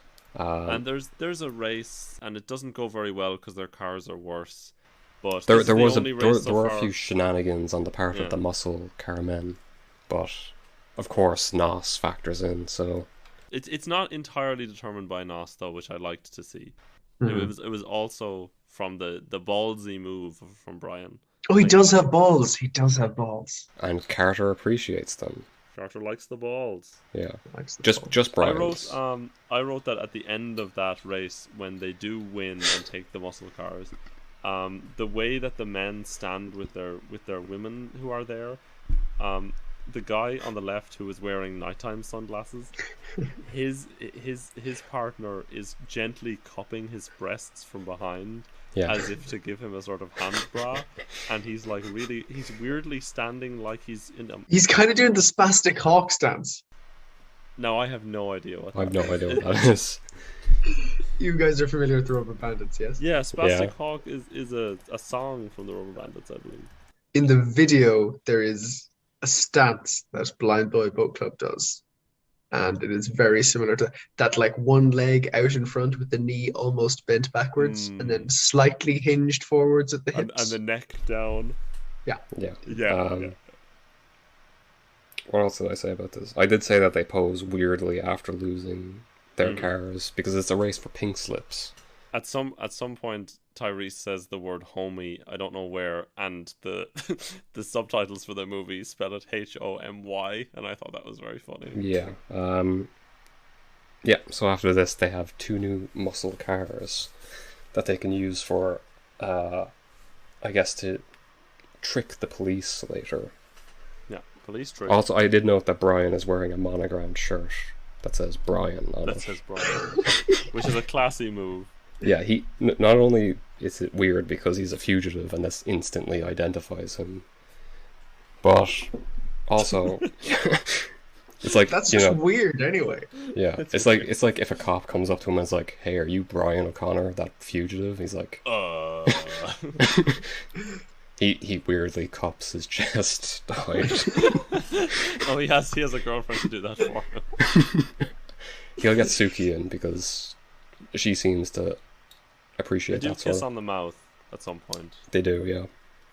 I did write down also that Tyrese at some point, the point where he disappointed me was when he said, "You're always messing with females" or something, and then Brian says, he says something about Tracy, and then Brian says, "You dated Tracy after me," and then Tyrese does say, "What? Couldn't let it go to waste," and I Yeah. couldn't let it go to waste. That's the verbiage. That was problematic for me as well.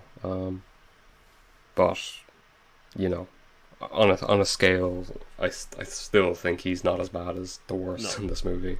No, I got real locker room talk vibes from it, and you know, I feel like we should be moving past that. We should be acknowledging the mistakes, and trying to move past them and repair. So after the club, which is after the race because we missed it, the two men meet up with the police and are telling them about the plan. And I noted here that Bilkins was wearing a nice shirt, and he said yellow. because It was his day off. it was like a Hawaiian style shirt, very bright, very colorful. I think it had what do you call them? The toucans on it as the sort of bird of choice. And I was like, I'd like a shirt like that. Great bird. Yeah, he's also very good to Brian and Tyrese because he was like, if they're in danger, we should call this off. And I was like, I approve of you now, FBI agent, man. I don't know if you guys approved of him after that, but I liked him in general. He was nice, but it didn't seem like he did too much. well, I mean, I think he's just brought in to kind of like consult on Brian. So Okay. Yeah. He's a Brian consultant. Brian consultant. Brian's very special and handsome. I'm the Brian expert. That's on his resume. Expert on Brian O'Connor. And they say, which one's Brian? And then they look at the crowd and you're like, oh, that's that It's one. the guy with the It says it on bowling his shirt and the Yeah, it name. says it on the shirt. Yeah, so then they do the fixing up of the cars, and then they talk about NOS and the spare NOS. And here's where we see Tyrese change clothes, I think about 4 times in what seems like the space of a day. But there is the consistent theme of bandana underneath hat. Yeah, bandana Very underneath classy. hat. And I'm pretty sure the hats and bandanas usually match whatever color top he's wearing. So it Actually, was... I'd like to note something here. That Yeah. Now, it becomes clear to us that both Brian and Roman are new to Miami. Yeah. And Brian, not Brian, Tyrese. Oh, yeah. Roman, Yeah. there's so many names. Jesus. Yeah. Tyrese's character says, "It's so hot here, I can't even wear drawers underneath my Something either a about jumpsuit." moisture. Something about moisture. Yeah, and then he goes on to wear a beanie over a bandana. Mm. Can I make a note about when he says he can't even wear drawers? Yeah. Brian agrees with him and then smiles as if like, yeah, that's a great thing. It's so hot and sweaty here, I can't wear underwear ever. Chris, Good I one. thought you were going to say they've never been there, and at one point Tyrese does say the line, I run these I streets. run these streets, Yeah. which is fine, but he has never been there before. Yeah, it is. I don't know. He makes a lot of comments that make it seem like he's lived in Miami for a long time. And then it's like, no, you haven't. You just got here like You 2 got weeks here ago. like yesterday. Like, Yeah, so not even 2 recent. weeks. Like the span of this movie could take place, I'd say, in about 4 days. Mhm. Or maybe a month though. I don't don't think it's a know. month. Really? I don't know. We don't know how long Brian is in Miami at the start for. Would you believe that I've actually run out of my notes except for one more thing, and that's not for a while. Me too. I have 2 more notes. Tyrese once again says, "I've got a high metabolism," like the night before they're doing the job for Carter, and I guess that's a reference to how hungry he is. Hungry, yeah. And so it basically is just that they meet up with the two bodyguards for Carter, and then they go to a trailer park and pick up the money they're meant to be delivering. And from there, it's a case of like they're trying to keep ahead of the cops, but Batman Begins cops eventually rats out Carter. He does his job, essentially. He's not being a dirty cop anymore. And this causes... Yeah. He's trying to go clean, like from the last movie. Yeah, and he's... Hector. Yeah, he's like Hector. This is our movie's Hector. And Hector. A big chase comes about with helicopters and seemingly endless amounts of police cars. And the EMP gun makes a comeback, as we see, and it doesn't work this time because Brian rips it out of his car with his superhuman strength. And it's very clearly like doing a big taser, and so he just wraps some cloth around it and tries to pull it out with that. But I think you pointed out, Luke, he very clearly touches it in several places. Yeah. But as long as he doesn't have full contact, and that's what the cloth is for. Yeah. It's what I do when I'm doing electronics around the house. I just put some cloth on. Just a quick... A cloth famous for its anti-static properties. Yeah. And while Brian is doing this, his passenger, one of the bodyguards, is taking the wheel, despite the fact that he says, no, I can't drive. I can't drive. Yeah. It's Enrique here. This is Enrique. And so once Brian disposes of the EMP bullet... By ninja throwing it into another police car. He throws it with such strength that it pierces metal and disables one of the police cars instead. And they're able to sort of get enough of a lead to trick them by going into a very big warehouse, I guess. And then they switch to their muscle cars. And here we see a few familiar faces, like Orange Julius and Slapjack. His car is looking better than ever, and he's looking better than ever. He's finally paid his rent, apparently.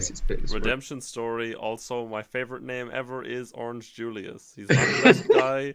He's not the best guy, but I cannot get over how much I like Orange Julius. Yeah, his name is has a decal on his car with just his name on the hood of it, and you know that's dedication to the name. So good. Yeah. So Orange Julius, is he our favorite? Like extra? Lance was our favorite, I think, from the last movie. Oof. Yeah. No, I mean it's gotta be Slapjack. We Slapjack. Talking about Slapjack earlier. Yeah, it's gotta be Slapjack. So Slapjack. Hashtag justice for Slapjack. Justice for Slapjack. And so I'd say about 100 street racers all drive out, seemingly willing to risk their livelihood for Brian and Tyrese, one of whom they've never met before, and the other who just beats them in races and takes their money. And so Tej and Suki, Tej is Ludacris, drive off in Brian and Tyrese's original cars and trick the cops, and then Brian and Tyrese drive off in their muscle cars. Oh, sorry, no, I was reading the auto-generated captions, and it just it's really bad there. What did it say? And then Brian and Tyrese drive off in their Muslim characters. Yeah. No, Luke said, yeah.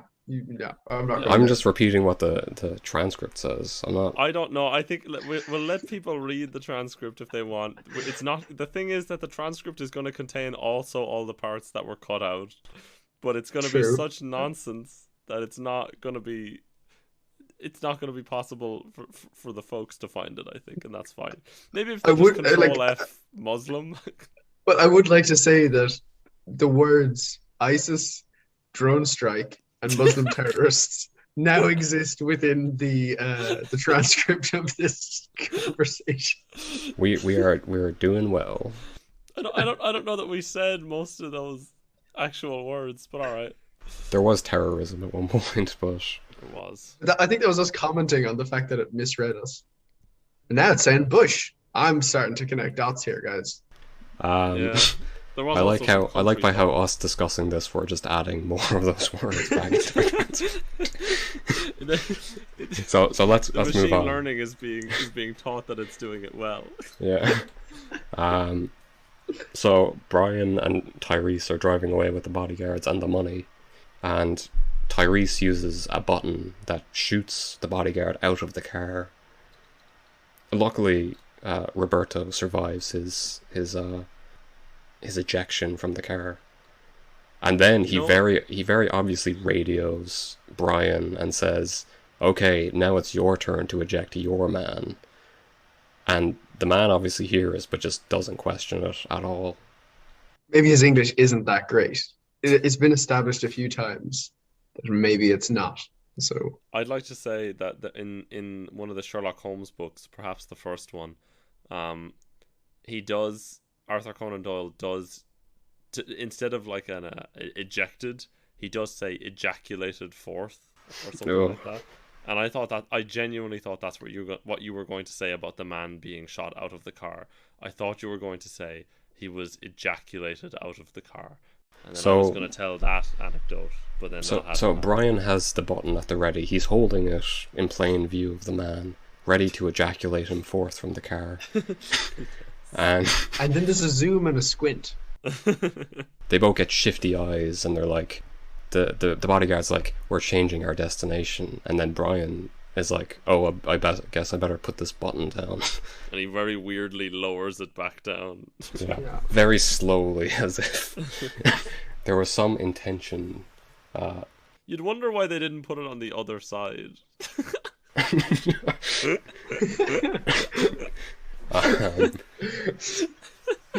Because where it is, the passenger has clear view of you reaching and take.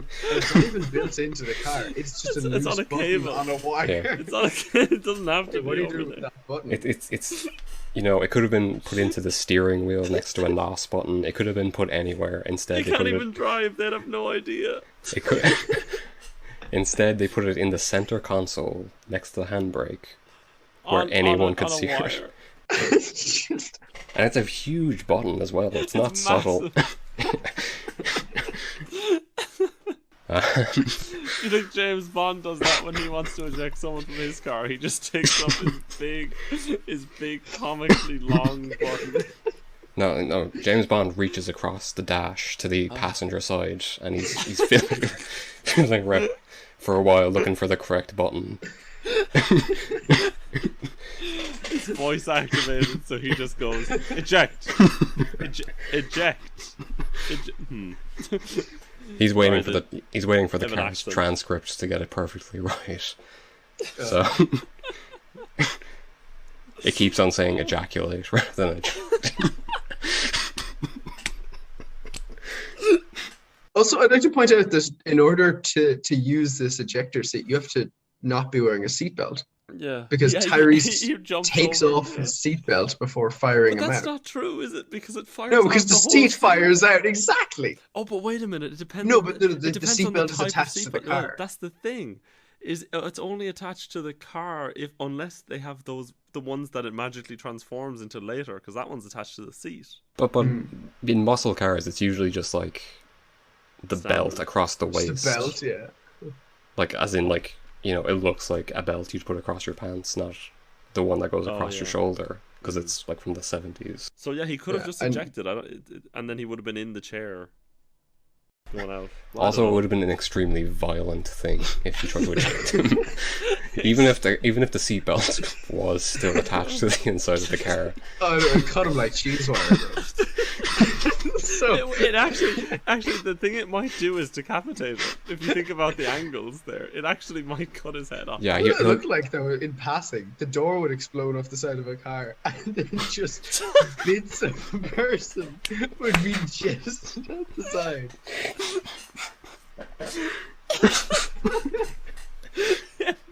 Imagine you're on a road trip with your family and you're in the car behind them, and then first the door, you're like, whoa, what happened? And then just man pieces. Chair. Two halves of a man and a seat just flying into a swamp. Oh, Miami, eh? Miami, and that the parents turned back to the kids. Miami, eh? Alligators. Brian and Enrique go to the new drop point, which isn't a plane, it's a boat or a yacht, I guess. And Carter's there with a very shiny shirt. It almost looks like silk pajama shirt or something. It couldn't be shinier. Yeah. Also, he's always wearing really dark clothes in Miami, where it is sizzling, as we've already heard. Big wet clothes, but not wet, just shiny. Big, shiny, moist clothes. Yeah. Yeah. And he figures out that Eva Mendes is the inside woman, and I guess I didn't point out that Roman went to meet up with Jimmy's friend, or not Jimmy's friend, Ludacris's friend, Jimmy. And then he finds out that... Who early in the movie I heard speak and said, I feel like he could rap. I got Eminem vibes from what he just said there. And then later on in the movie, he does rap during a game of poker. And he's the only one who raps, and I was very happy with that. He is, yeah. It is... He actually doesn't do too bad for a while. It's just at the end he kind of loses it a bit. Yeah, I think he just changes the rhyming scheme at a weird point, so it sounds like he fucks it up. Yeah, well, he tries to rhyme Tej with garage.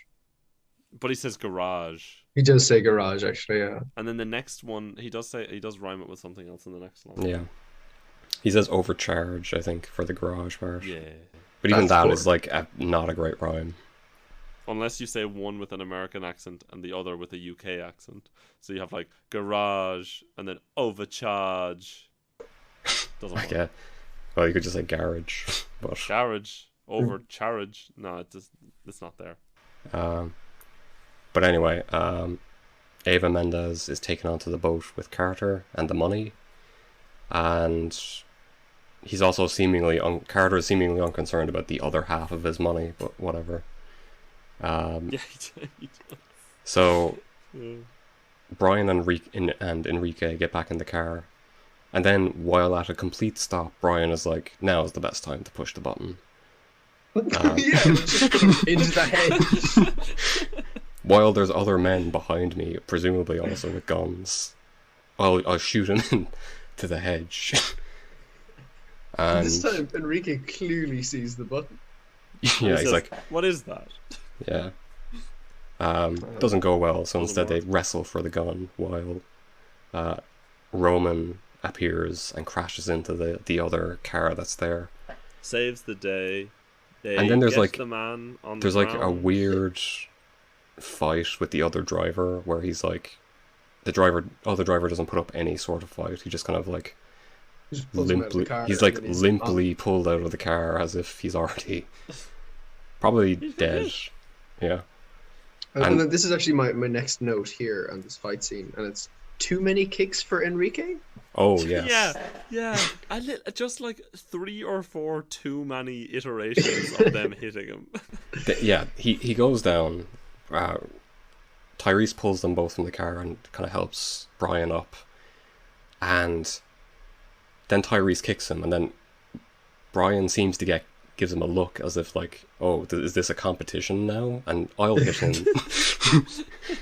with the gun, which would probably instantly knock him out.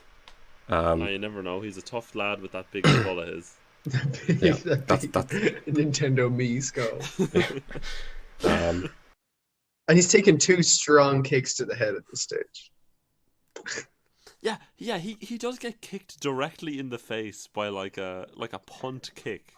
Yeah, and then he gets kicked in the head again, I think. Yeah, by Brian. Yeah. Two kicks to the head, a punch, and then he gets stamped on. He gets pistol whipped, and then they stamp on him. And then It's they punch him, I excessive. think. It's Yeah. excessive. Yeah. He could be dead after that. If they committed It's murder, I weird. wouldn't be And then they surprised. leave, so he definitely is fucked. Like, Yeah. They So were the boat. prepared. No, they were prepared to launch him into a swamp from a high-speed vehicle, though. Yeah, but we've So- seen that Roberto survive, so I don't know. This just felt like overkill to me. it made me uncomfortable. This might be Yeah. my third upsetting scene, to be honest. It's just too much. It goes from no violence to too much violence very Yeah. quickly. Yeah, It's like that's it's the it's problem. like weird grappling in the car, and then it's like, oh, now we'll like, And then it's kicking an unconscious man in the face as hard as you can. and to be honest, he doesn't do anything too bad in He the even entire movie. says, "I like you. I don't want to do this, but it's my job." And it's Yeah. also Yeah. understood that he will be killed viciously if he doesn't do this. Yeah. But Brian Dunst he's just getting it. Brian doesn't see shades of grey. Everything's black and white to him. But they get in the car anyway, and they chase after the boat, which is now leaving since Tyrese showed up. And they're driving along, and they're trying to go as fast as they can to catch the boat, which is offshore now.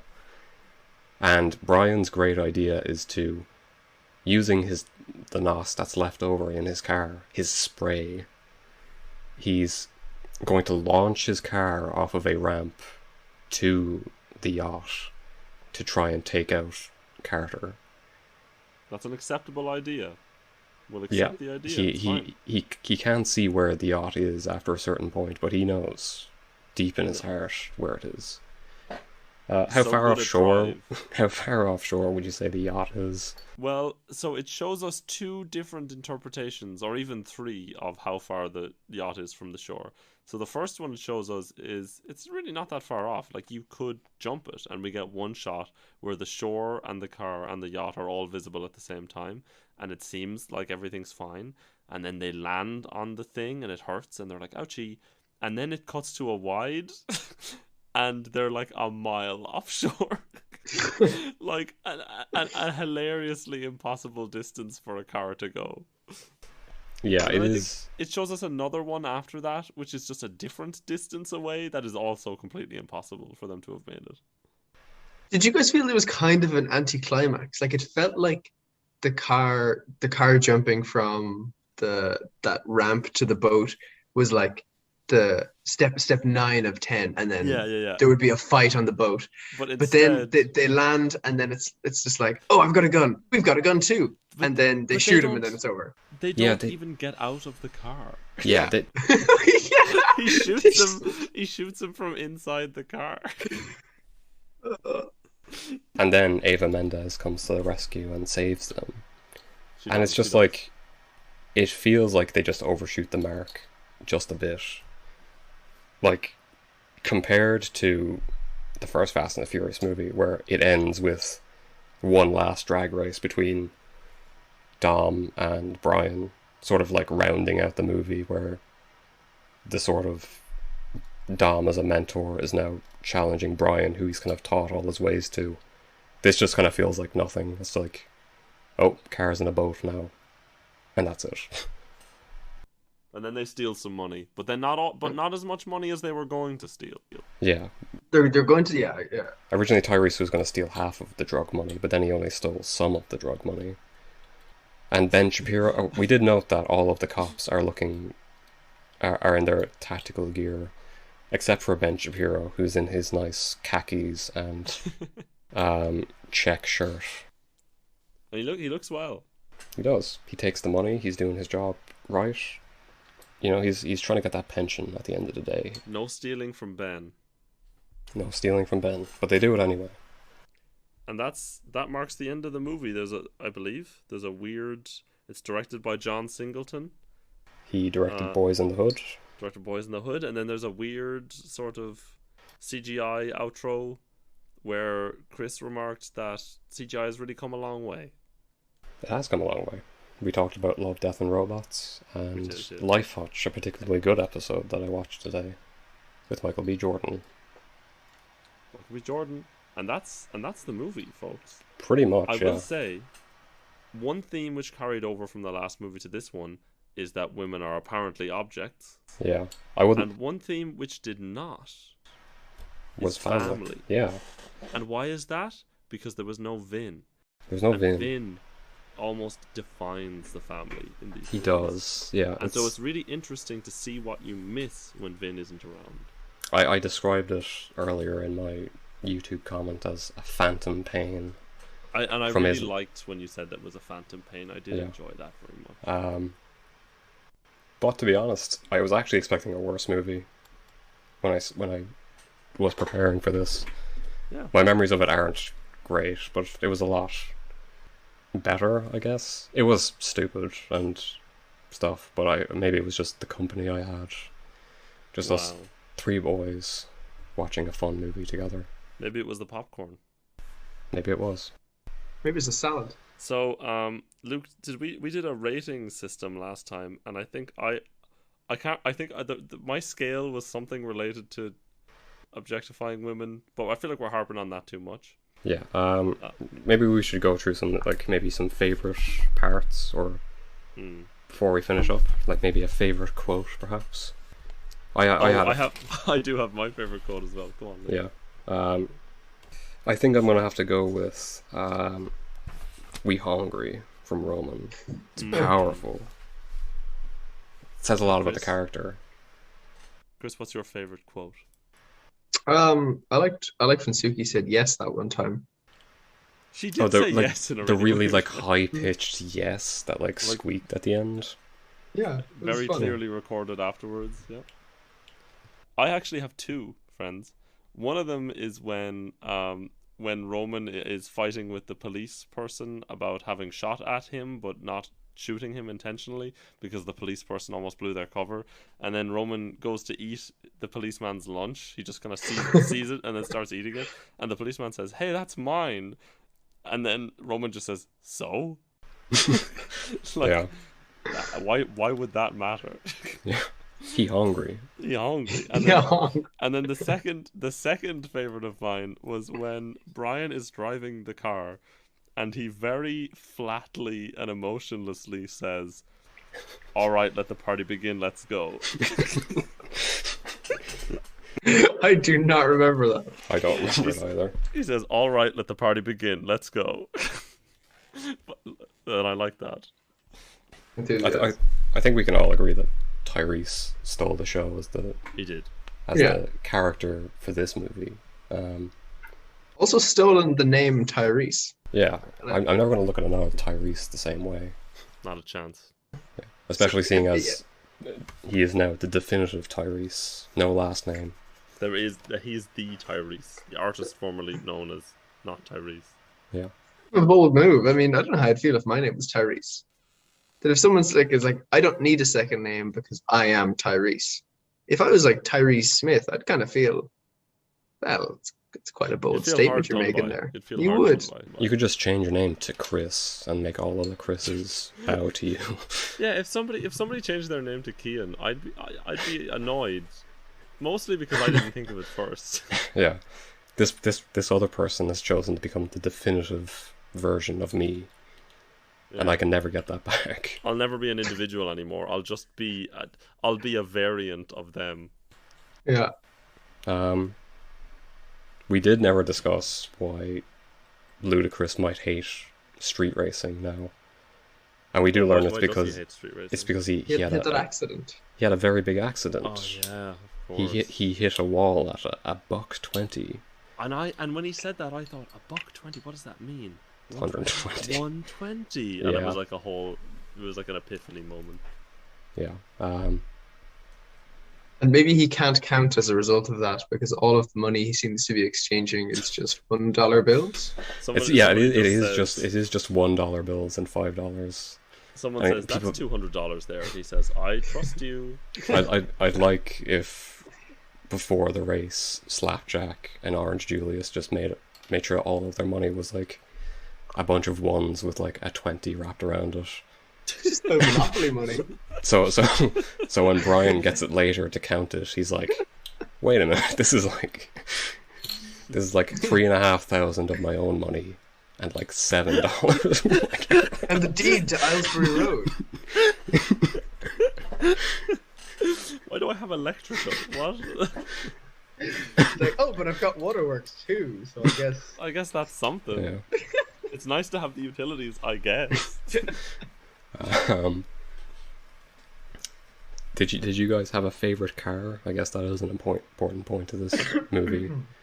I like the skyline that Brian drives at the beginning. I like Suki's car because of how it tells her how to feel. The car, the car is really an AI that she's Yeah. taken under her wing, and you know what this person is the person driving the car, or is the car driving the person? Wow. Wow. She's definitely driving the car. Yeah, So that's not the for, car. it's not up for debate.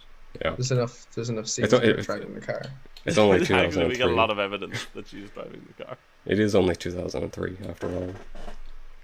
Yeah, but A Space Odyssey was in 2001, so Do you know what it looks like? Oh. Every time they Oh. they use NOS, it looks like they're does. going through the monolith in 2001: A Space Odyssey. it also looks like the hyperdrive or warp speed. I can't remember the thing from Star Wars. They may as well hop in the Millennium Falcon and fly away into space. Or it's the same. It's the same thing in Star Trek. Maybe right? it's the same thing. Yeah. Like when Han is like, punch it, Chewie. Yeah. Chewie reaches under the dashboard and he twiddles with the knobs of the NOS It canister. says NOS. It's, That's how space it's travel really works. it's, It's NOS. it's a really big NOS mounted on the back. Chris, do you think that the NOS is just ejected as a gas and that is what propels the car? Absolutely. This chrono fluid which controls the flow of time and space around it. You just attach it to the back. And the more that goes out, the faster you go. That's It's- rocket science. That's it's basic like- rocket science. It's like in cartoons where you pop the back of a balloon and it propels you forwards. Yeah. Yeah, naturally. What you do is it's like a NOS gun. You have a thing where you pull the trigger and it punctures the back of the NOS canister. You'll notice there's actually no like nozzle on it. It just flies out the back. That's why they can only ever use it once, and then it's not like they can use half. Even though he does say you've only half used canisters, we'll ignore. You can use that the for half sake to of the eject joke. someone out of a car, Yeah, we'll ignore not that to for the travel sake through of the space joke. or time. Yeah, All right, so we should move on to our. So, what did you say, Luke? Favorite cars? I give mine. yeah. Mine was the Skyline. Chris? Chris. I liked his red car at the start, which That was nice. which we lost, got impounded or something. Lost in the first 3 minutes, so the prelude, technically not even part of the movie. Not even the movie. Oh, okay. Well, in the movie, then Tyrese's demolition derby car with the big Oh, teeth on yeah. the front. That was a good. That was a good car. That was a good car. There's teeth on it because he's hungry. That's a theme. That's a theme. Yeah, his entire personality is based off of his appetite. He does talk about food a lot. Yeah, and I we're like myself. next week, or I guess next week we will be exploring another iconically hungry character. If you can remember Han, Because I was about to say that the dude Oh, in Tokyo yeah. Drift who's always because eating something. he's always eating. And will we just have Chris again? Will we? Oh yeah, sure, why not? No, we won't because Chris is too busy. He's hard to get. He is too busy. I forgot about We that. had to record this immediately after watching the movie, and we've been here for so many hours. Yeah, we've only been here for 5 hours. That's Only all. 5. Is that all? Is oh wait, no, it's almost Oh. 7 hours actually. it? I slept for less than that the other night in the woods. I was driving back from Belfast, and it got to like I left at 10:30, and I had to drop Louise to the airport, and so it got to about 1 a.m. and I was like, oh, I still have 2 hours before I go home, and I'm really tired, so I parked in the woods, and I slept until the cold woke me up, and then I drove home at 3 a.m. Is that what that picture was? Yeah. Oh. Now, but you're safe now, and that's all that matters. I'm safe now. The woods where people classically like to sleep. It was absolutely terrifying because someone was having car trouble nearby, but it manifested in the engine stopped and people had to get out and push. And I only found this out afterwards because I stopped in the woods and I pulled in off the road, and it was silent, and it was dark, and then all of a sudden there was this bright light appeared through the trees, and I could kind of, it was casting the long shadows of the tree trunks, and it was slowly coming towards me, and there was no engine sound, but there was this kind of creaking, like, Oh. which in post was the wheels, and then I heard the people grunting, so it's just lots of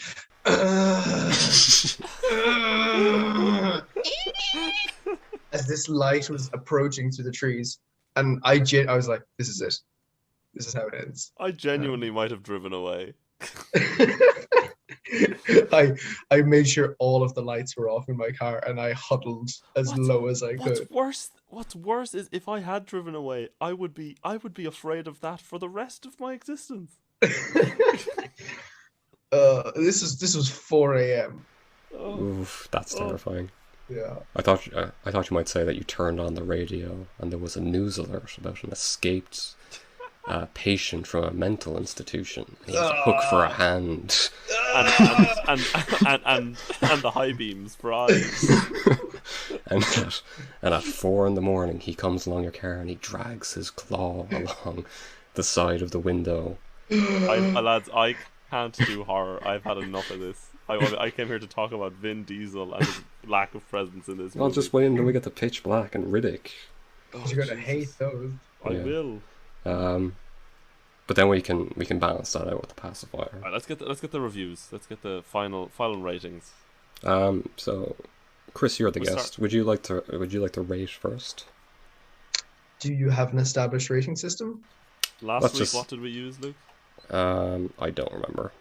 I used. I think I used a separate rating system to key in, just a separate object, not a separate. I used out of 10 objectified women or something, but that's again. That's such a horrible metric. Yeah, so we won't do that anymore. So you can make up your own one, Luke. I think I measured mine in tuna sandwiches. Oh yeah. You did for real. Yeah. Excuse me. Sorry guys, my cigar went down the wrong way there. I keep forgetting you're not supposed to inhale. I thought you were going to eat them.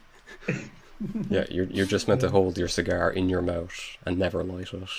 You unwrap it and suck as hard as you can. How does one rate with tuna sandwiches? Is it how many? I just said whatever number out of 10 tuna sandwiches, because tuna sandwiches figure into the plot of the first movie. Oh, so okay, very good. You can use something from the plot of this movie if you like. Yeah. I enjoyed this movie. I kind of thought this would just be like, as you watch a movie just to laugh at it. This was genuinely quite entertaining, and the characters were fun. Again, I would say Tyrese carried it, but I enjoyed the interaction between Brian and Tyrese. It felt like a bit of a time capsule movie, as if like the people who were making it were like, we need to make sure that whoever watches this movie in the future knows that this was made in the early 2000s, and we need to let them know what that looks like. So they turned the dial to 11 in terms of the clothes and the music and the way people walked. That seems to be an interesting theme. So I would give this 6 impounded yachts out of 10. Oh wow. Nice. Great. All right, Luke, why don't you go next? Oh, I'm on the spot now. You're on the spot now. I agree with a lot of what Chris said. I think that it just falls short of the first Fast and the Furious movie, whether that's because Vin is absent or not. It's still a pretty good movie, and I did enjoy myself watching it. I honestly thought this would be the worst of what we were going to watch. But I had a fun time. I had a fun time enjoying this movie with my friends. I very much enjoyed Tyrese. He was easily the best part of this movie for me. So I think I will rate this like Chris. 6 slapjacks out of 10. Well, If you'll allow me to rate in characters. I'll Or maybe it only measures up to 0.6 slapjacks.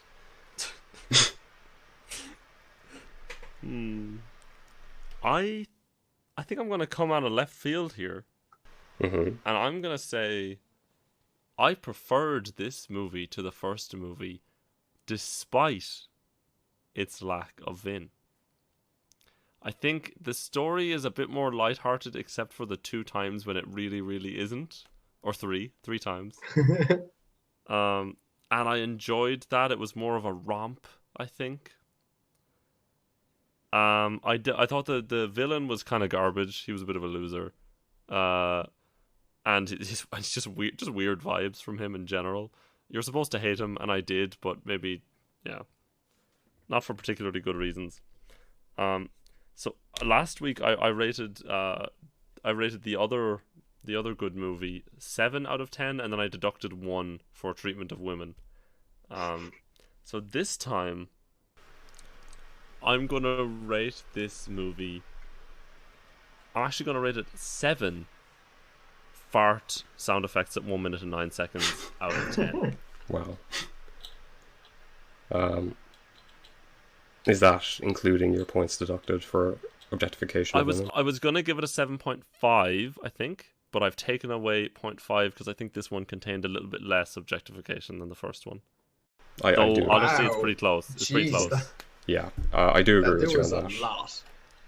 The first one was far worse. There was even like references to women being literal trophies. Literally, like, I win you in the race and your friend also. Yeah, that is. Yeah, one Ja Rule from the first movie was going to win a threesome with a woman who kind of just waved at him. Didn't seem like she even knew what was going on. But yeah, we'll blow past that. So I'm only also, taking off 0.5. Can we watch 300 next week? So just to balance out with just looking at big, glistening, sweaty man bodies. Yeah, we can objectify men all we want. We're allowed to objectify men because especially in slow motion that's how as it well. works. Yeah. Okay. Can I point out as well as a final note? This is the second time we have a musical star sort of appearing in a Fast and the Furious movie. The first one had Ja Rule, and this one has Ludacris. So maybe that will be a common theme throughout the movies. Will it be a common theme? Also, Steve Aoki's sister is there. Yeah. And Vin Diesel is in the first one. And Vin Diesel is promising music career. recording artist Vin Diesel. Yeah. Up and coming star Vin Diesel. Up and coming star. We'll see where his career goes. Oh, into the bin. Also, this is the Fast and the Furious turbocharged prelude. This isn't the only short movie for the Fast and the Furious we'll be watching. Oh, one of them is directed by Vin Diesel. Oh, that's big. That's huge. That is huge. That is huge. So I think this is a good place to leave off. Should we definitively rank this movie against the first one? I don't think. I think it's an individual experience. I thought it was a little bit better. You guys thought it. Well. Chris hasn't given a rating on the first one. But yeah, I guess that makes sense.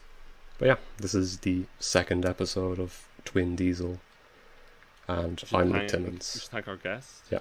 It feels like this movie kind of stands alone from the rest of the Fast movies that I've seen, which are kind of team family movies. This is just what Brian was doing when he was on the run.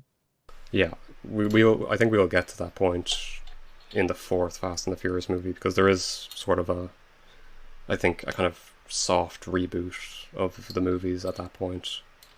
But we can dig into that then. And hopefully, Chris, you will listen to that episode when we've gotten to that point. So thank you for coming and talking about Too Fast, Too Furious with us, and Vin Diesel with us. And we'll have you on the pod again sometime. Excellent guest. Maybe best guest. Maybe for Pitch Black we'll bring you back. Oh, I'd love to come back for Pitch Black. Actually, that Oh, movie has a special place in my heart. wow. There it is. So thank you again, Chris. As always, I'm Luke Timmins. And I'm whatever I said. I'm Sorbet, and you're Yeah, Christ is Sorbet. alive. I'm Christ is Alive, and my co-host is Sorbet. Thank you for listening. And then, oh, what's the outro music? Is it just? Oh, it's me going like. Oh, that's terrible.